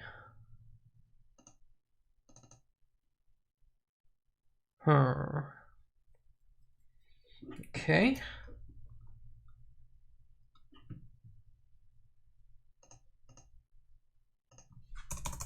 Did I get that wrong? Is this a break node?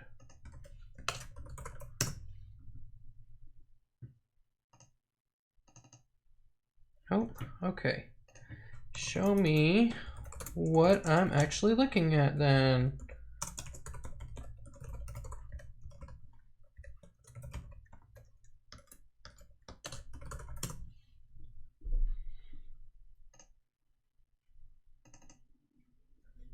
Oh my gosh, I hate when I do that. Oops.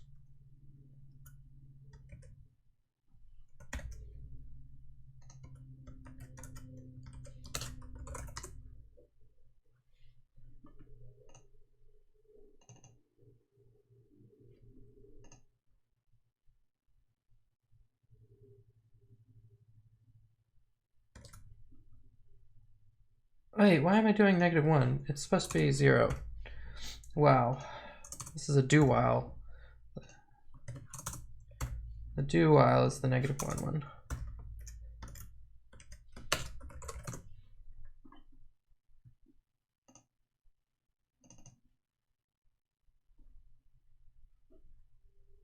Okay.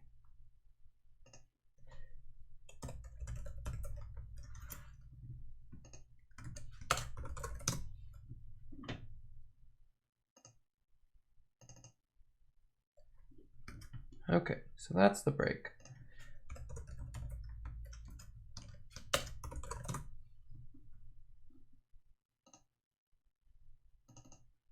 Oops. Can't set attribute. Okay. Forgot to do that.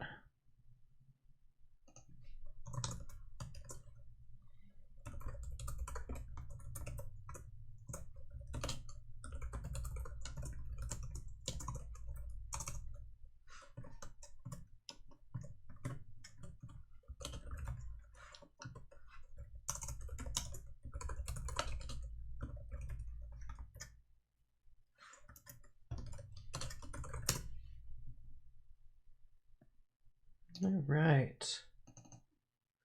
Oy. Symbolic expressions cannot be cast to concrete Boolean values? Oh, right.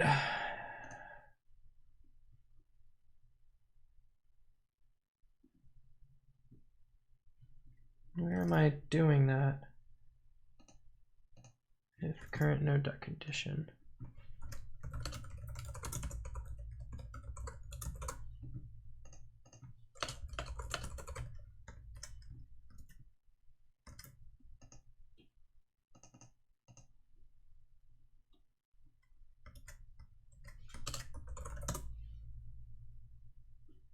Okay, that's a good sign though that it changed it. Boolref object has no attribute tokens. Oh, right. Because this is no longer. How do I do that? Constraint visitor condition.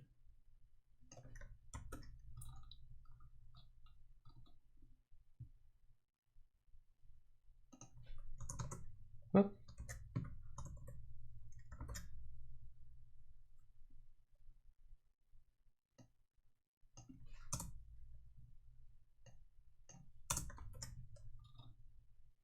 Is that how I do it? Yes. Okay, I think that's gonna cause issues for the while true. Yeah. Aha!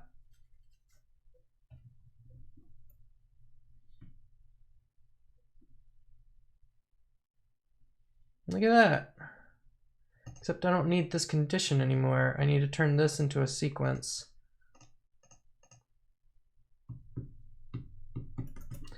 So I need to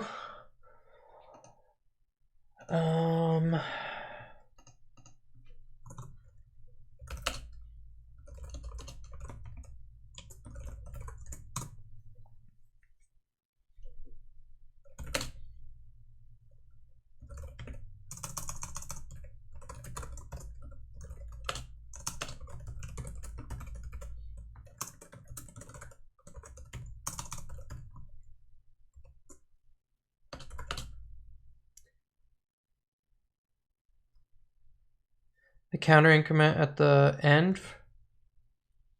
What do you mean? Right here?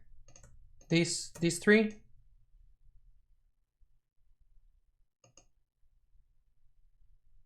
Yeah, those. So eventually what I will do is I will start running some reduction passes on stuff, and things like that will be simplified by using the SSA form to say, okay, this is being set to this, which is this plus 1, and this was originally this. So since they're the same instruction or same variable, it'll just take I'll just take this and add 1 to it and set it like that. And that's basically how you do it.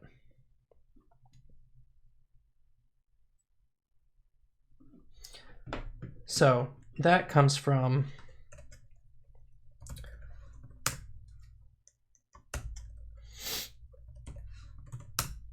this form. So looking at this, when we come in here, we'll say, okay, varc number 3 is equal to EAX from RAX number 7. RAX number 7 is actually RAX number 4 for number 6 dot EAX plus 1. Okay, so now we'll optimize that to actually be varc number 3 is equal to this instruction without the 0 extend. And then we'll say, okay, well, what is RAX 4 version 6? Well, that's just equal to varc number 2. So we can actually turn this into, simplify this down to be varc number 3 equals varc number 2 plus 1. And that's what we would do.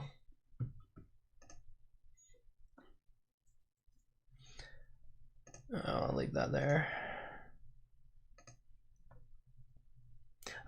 So I don't have to, actually, this can be completely disjoint because this is the SSA form. So I can just say, okay, varc number 3 is equal to this. Okay, where's RAX number version 7 defined? RAX number 7 is defined right here.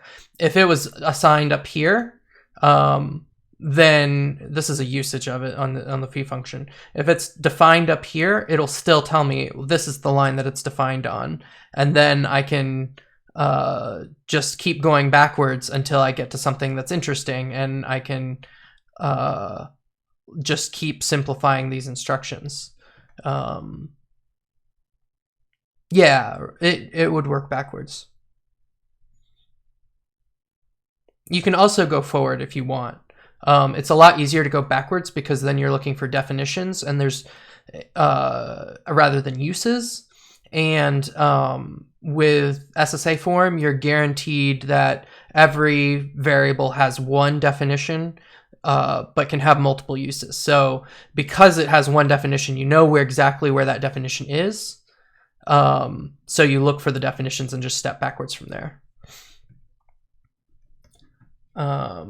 So now we do child.condition equals node.condition.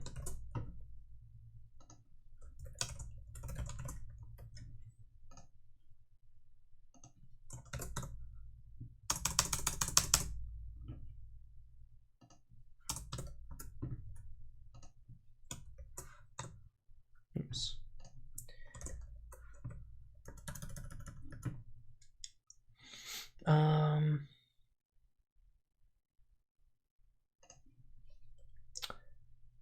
Let's see, I'm gonna say, and there's not an else statement, and child false is none.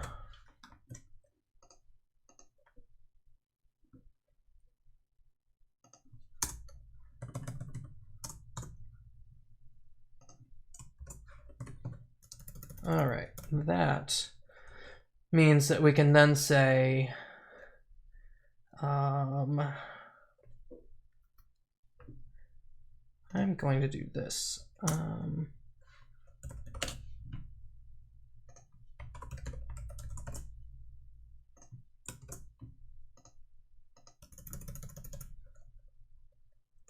Node.condition children IDX equals child true.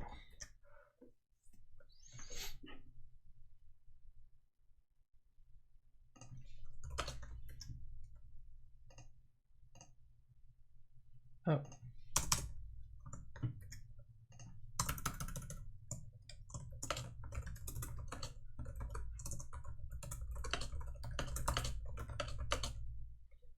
Have the same condition as the loop condition. So that should now take that whole block of condition out into the for loop. Nope, it did not. Why did you not?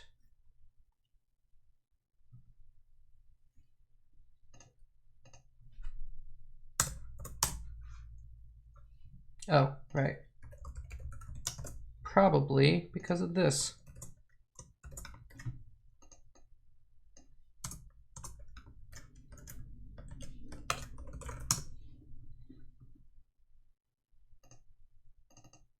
There we go. Haha, look at that. Beautiful. Now I just got to figure out this part.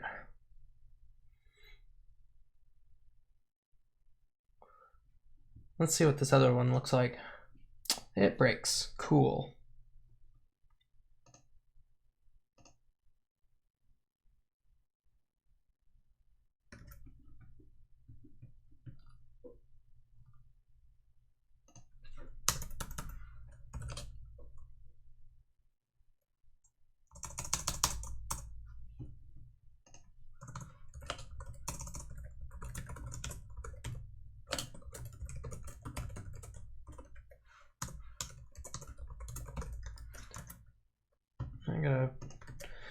Really gotta refactor these nodes so I can make some better assumptions on some of this stuff. All right. Yeah, non-type is not iterable. Is it? Visit medium level IL instruction missing. Oh, you should not. Oh, because I bet there's like a true or something. Yeah, loop condition true. Okay, I have to fix this now.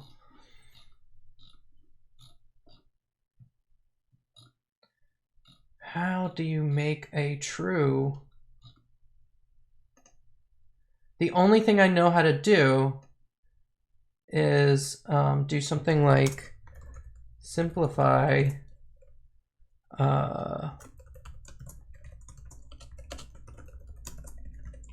this is the only way I know how to make it true.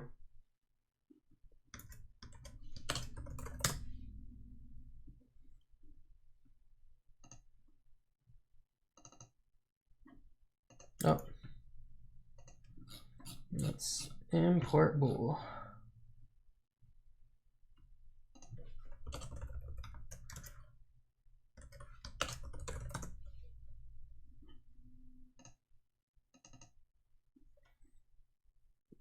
All right. Now we gotta figure this one out. Oh, what's going on there?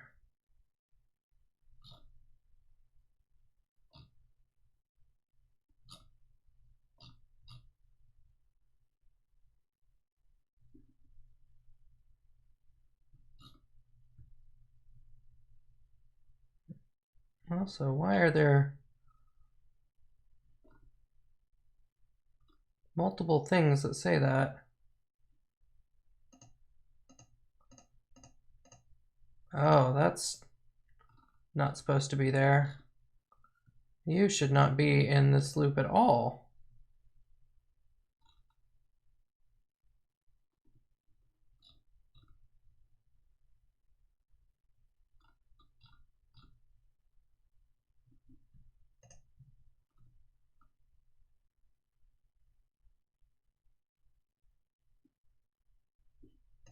And this is not, okay, I've got some weirdness going on now. Maybe the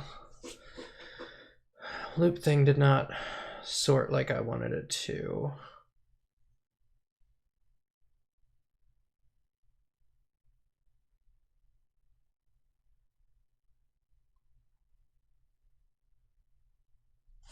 What does this one look like?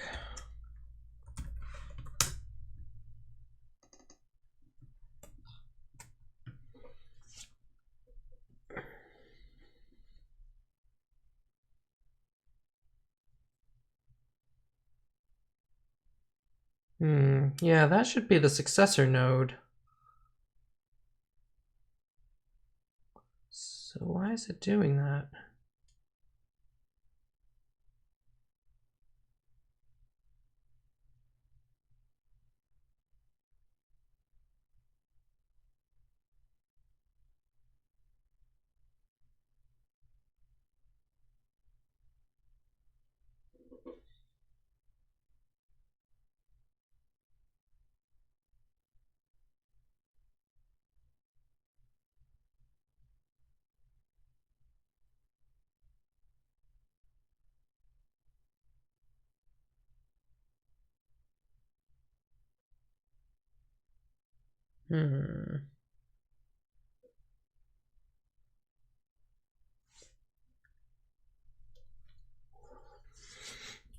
Let's see. So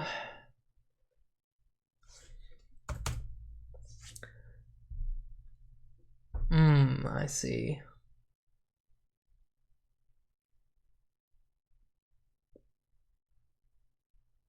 I do want that one at the top, and it has a return. So it needs, I need to actually check the condition itself and say, is this condition pointing to a successor node? I can't rely on it just saying like, is this node a break? So yes, I need to do this.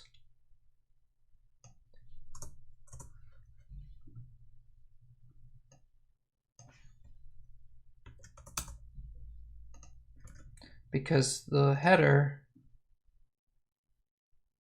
3 to 7. That's weird.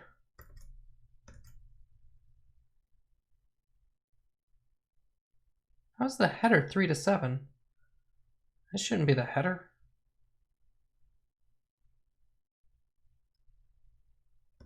It shouldn't even be in the, it should be the successor node. How are we making that the header?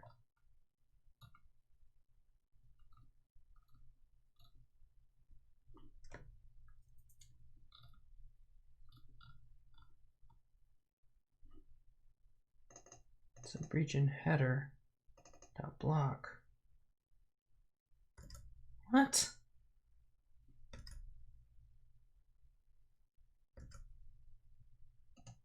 Two should be the,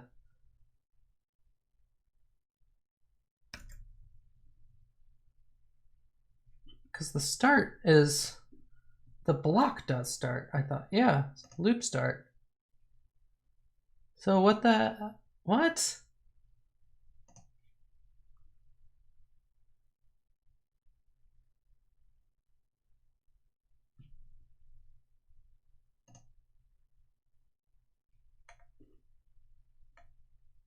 Self.loop.start, which is the header.block. Is it getting changed somewhere?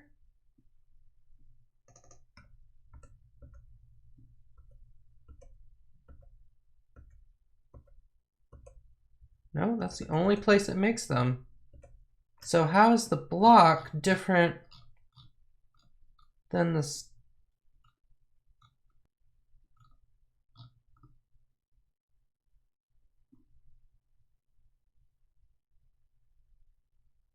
Okay, no, I'm doing true header. Okay. I'm not doing the loop. Okay.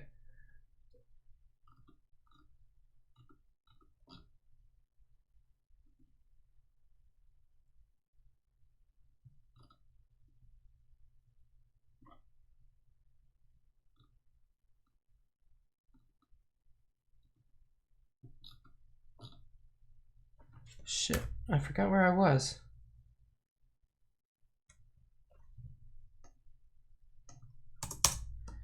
Ugh.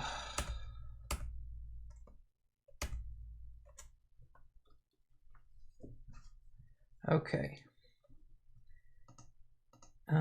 So what I want to do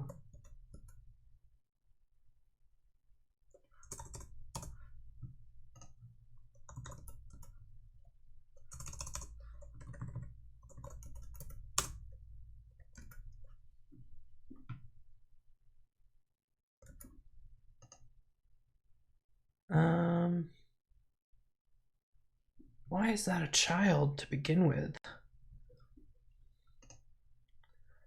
That should be the successor node, but I guess it's that thing where it gets considered part of the loop.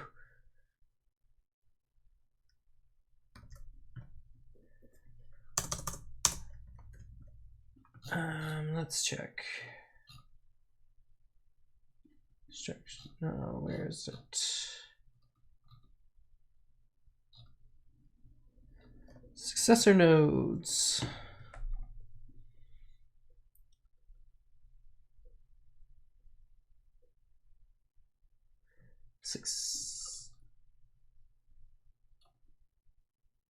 Initial nodes and successor nodes.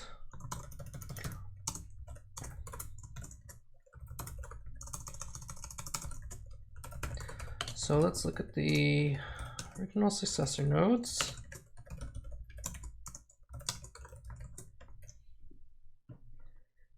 And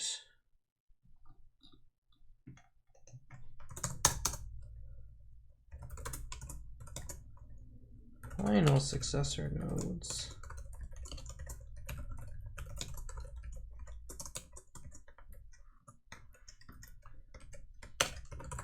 Should remove all that other log stuff. All right, original successor nodes 2, final none. Okay. Why did it have 2 successor nodes? 3 and 7? And what is going on with that?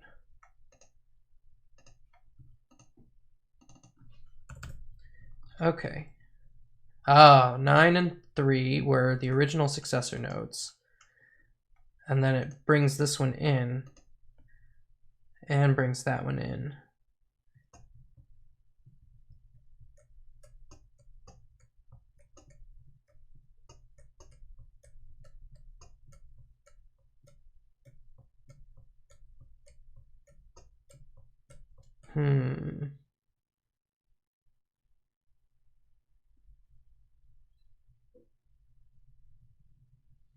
So I should really try to have one successor node.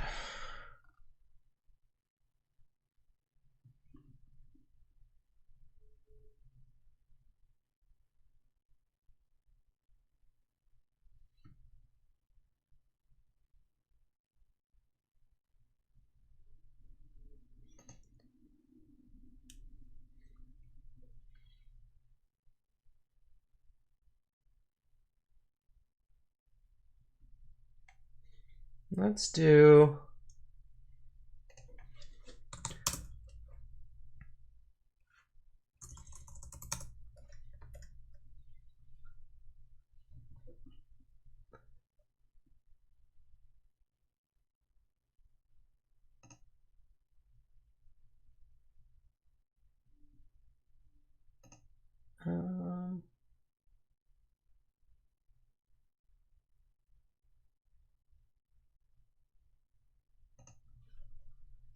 let's do this. If successor when successor minus 1 or minus old is greater than 1, do that.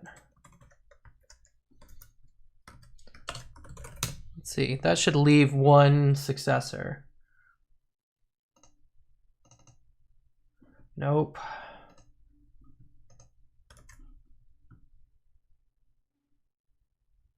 What the hell? Oh, successor node. It's like, I can totally do that operation on a set.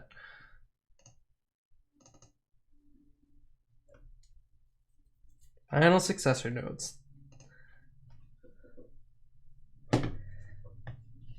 Huh.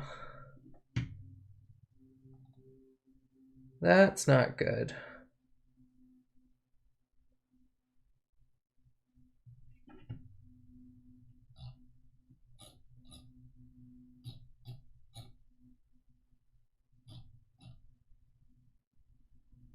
Yeah, that's not gonna work.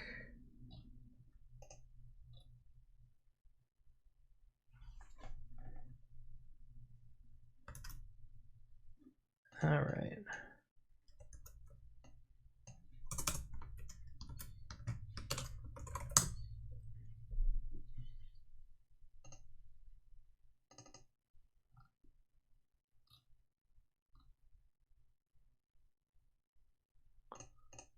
All right, and we've got duplicate stuff going on here. I don't know what's happening right now with some of these conditions.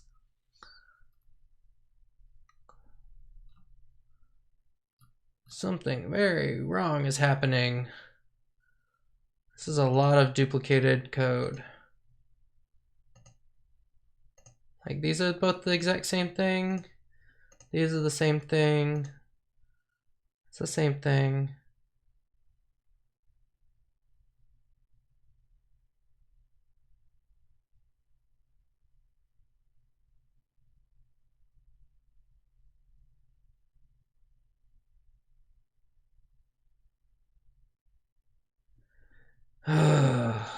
You're still in the loop. So what can...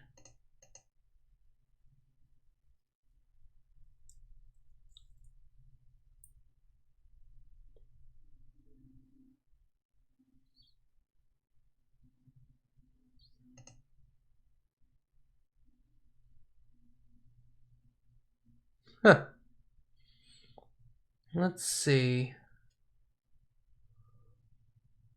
I wonder if I can treat a return like a break.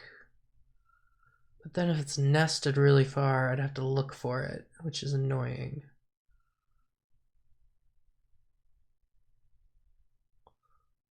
I just don't want this basic block to be here.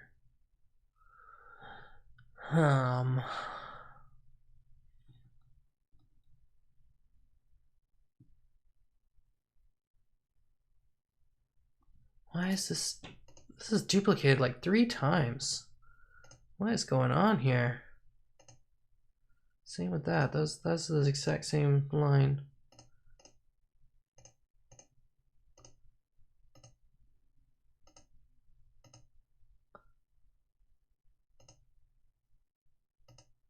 This is duplicated as well. So the AST is super fucked up right now. Let's see.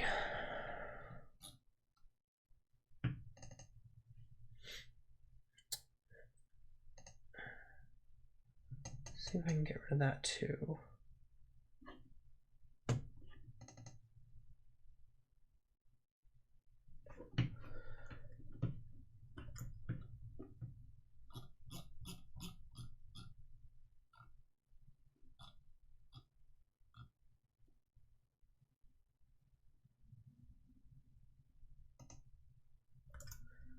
I wonder.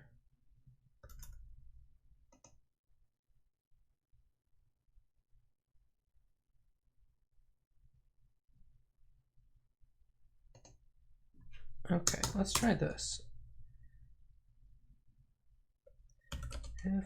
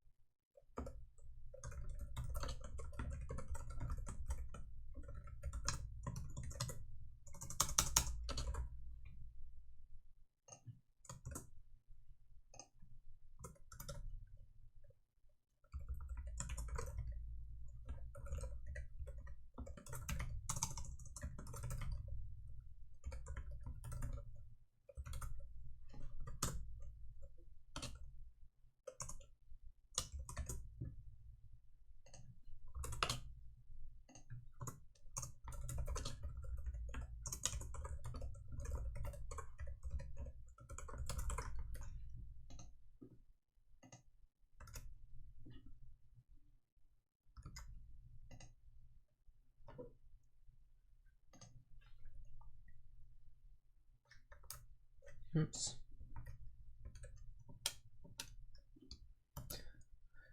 Let's see how that works.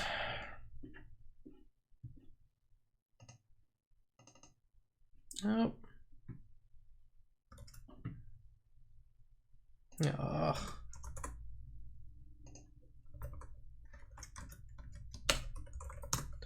Full of typos tonight.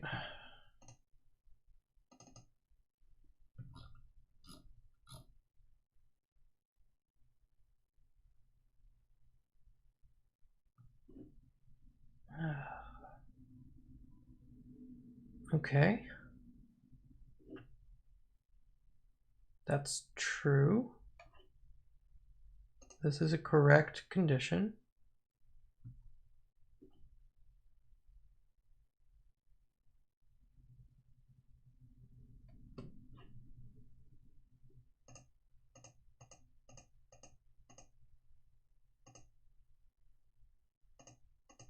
Is this an else statement? Like, what's going on here? Why is this printing here?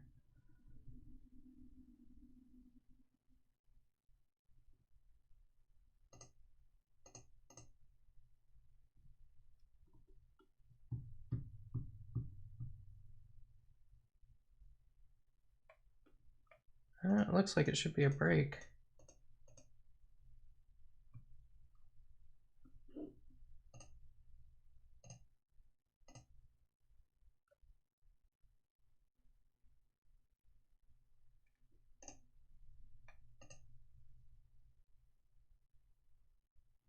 I think I'm still having some issues with reaching conditions with loops.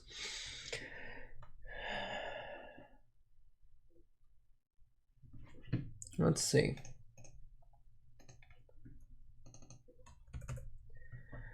All right. So from 0 to 3, there should be 2 different paths. This one and this one. Unconditional, false, false, unconditional.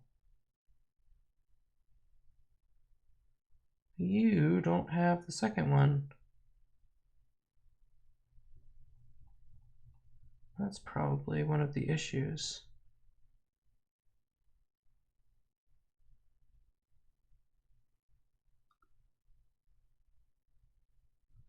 Okay, that's an issue.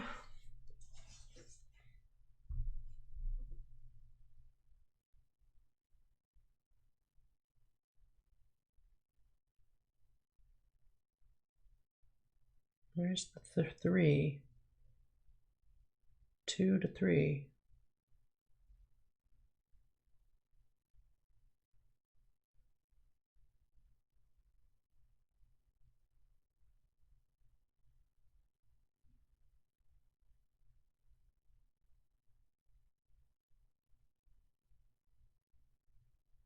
It's right here. What the hell? Why doesn't it add it? It's the last thing that it does.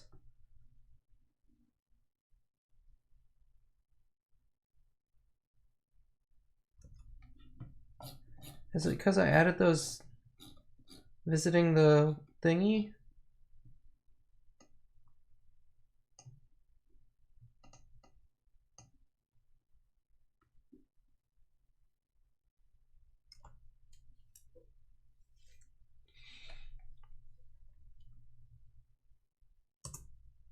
Let's try getting rid of that.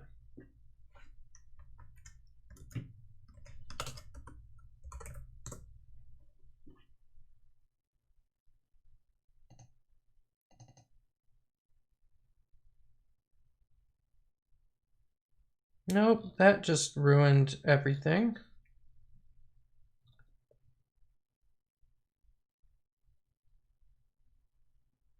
Okay, it fixed that though.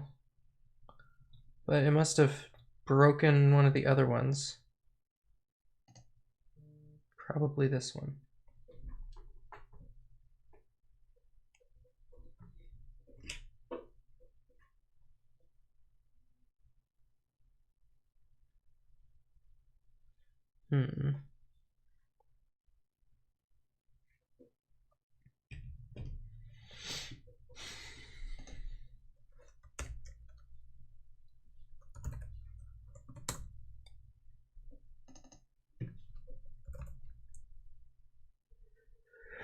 Excuse me.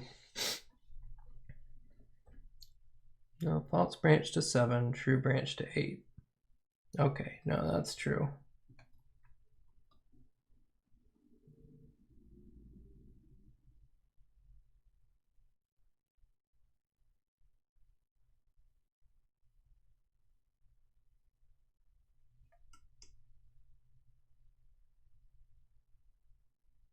Yeah. Okay. Finish slices right here, 2 to 3.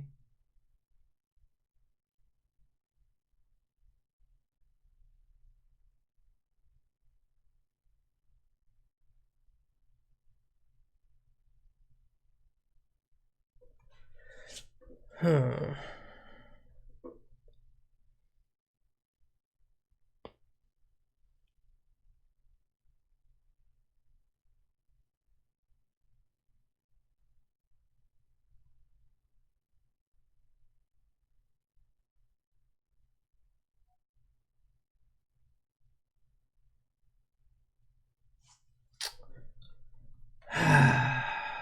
This is frustrating.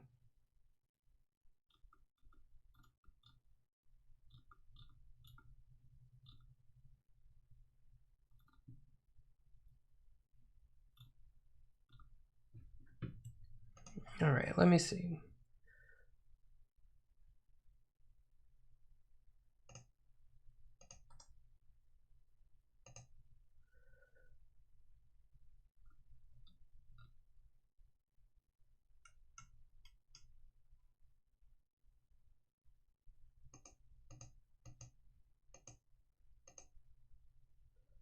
So if it's less than 35 and not equal to 24, it goes this way. There should just be the one block that gets that. Why am I getting a million condition nodes? Let's see.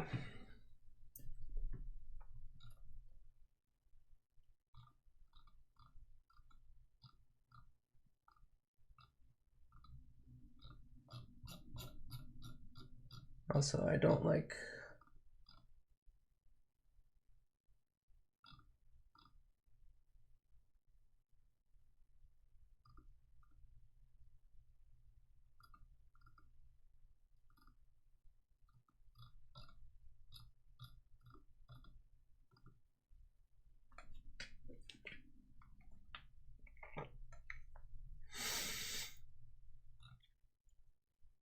damn it, where's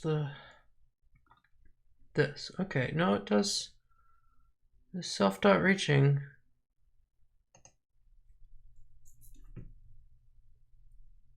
I thought I changed that to be in the front.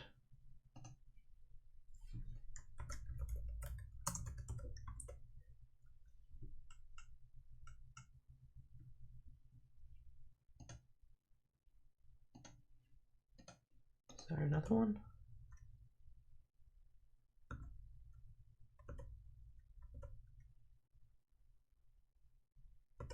No, it is that one. Is that just that one time?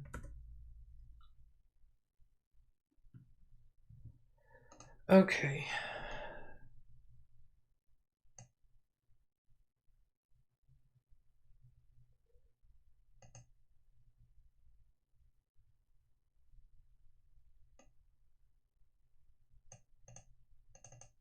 Should be or maybe?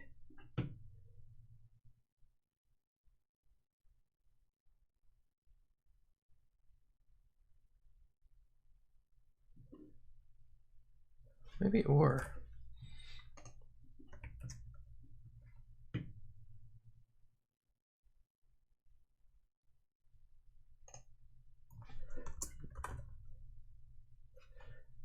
No, I want.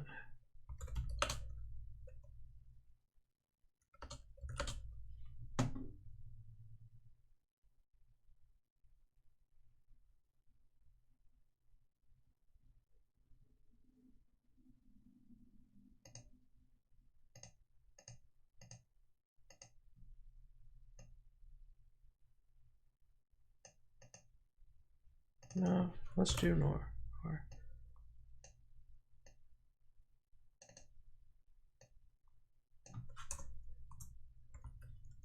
See what happens with that. I wonder if that'll change the ordering.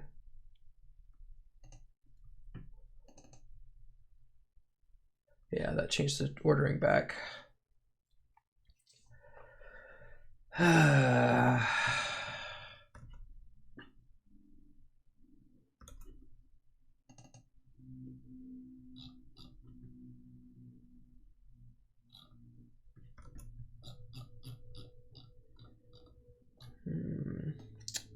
Don't like this. Let's move that.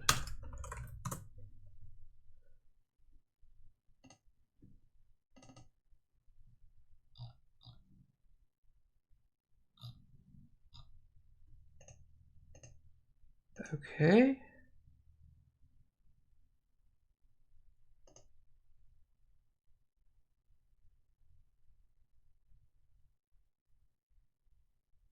That should simplify down to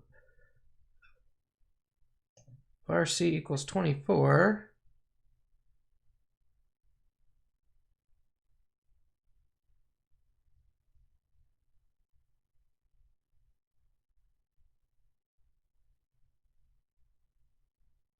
No, it wouldn't.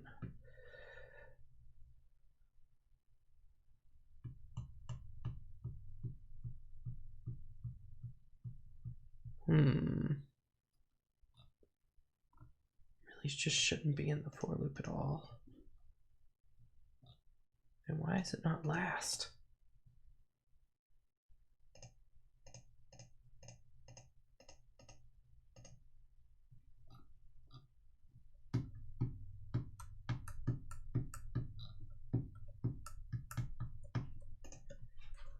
All right.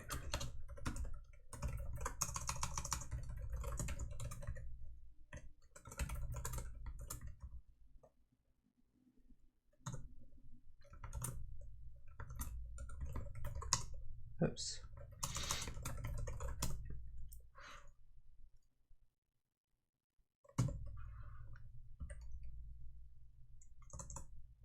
Only one region.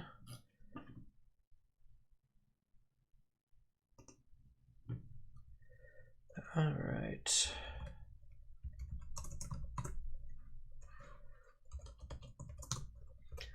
Now, children.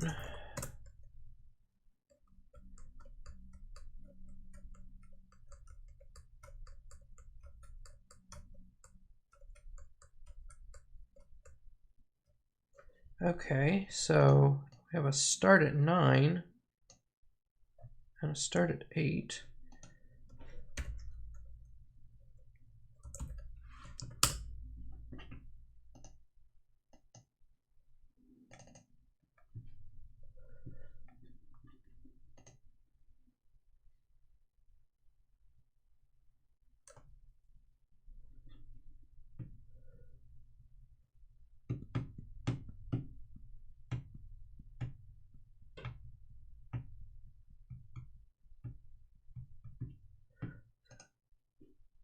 So what does 8 have?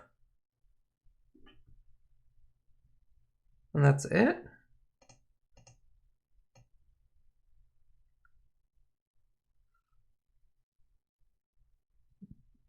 This should have 14 in it. Why does it not have 14 in it?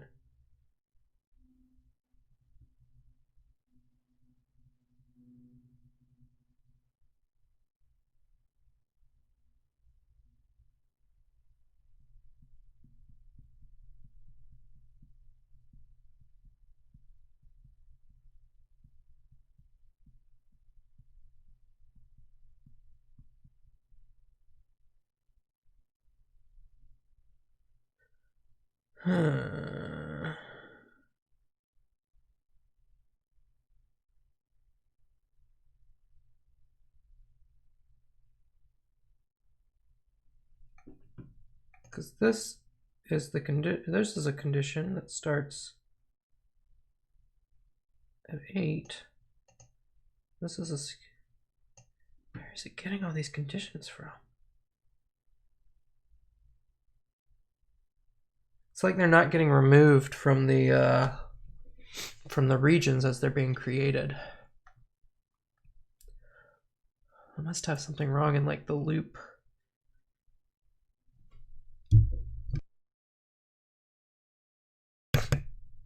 In the loop region removal stuff.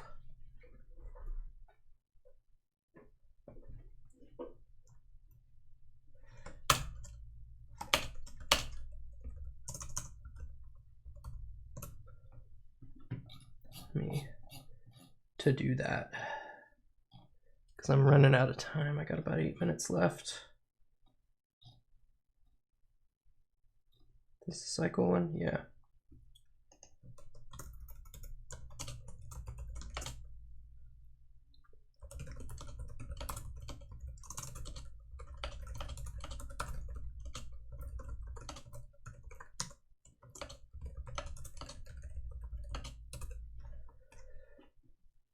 Okay.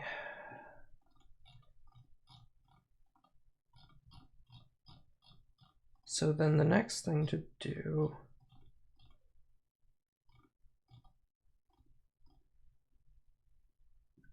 I want to do that successor node thing too.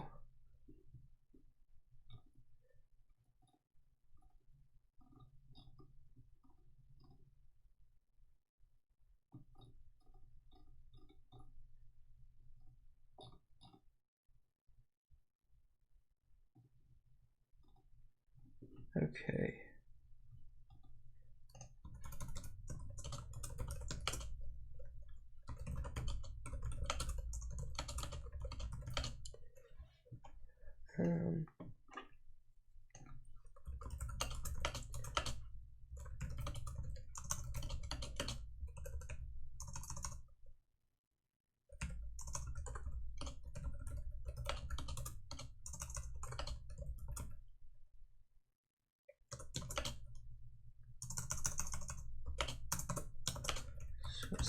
Specifically, we want any return statement to be a successor.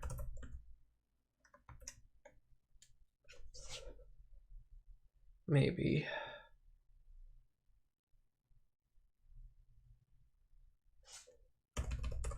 Maybe. All right, not sure what else to do. And I guess since we've got like just a few minutes left, I will go ahead and kind of call it right here. Let's see. I'm down to like 6 people watching anyway. So announcements. I will be here Thursday at 3 p.m. Pacific and continuing some work on this. We'll see if we can refine this a little bit better. Clean up those little places and continue on with loop condition refinement.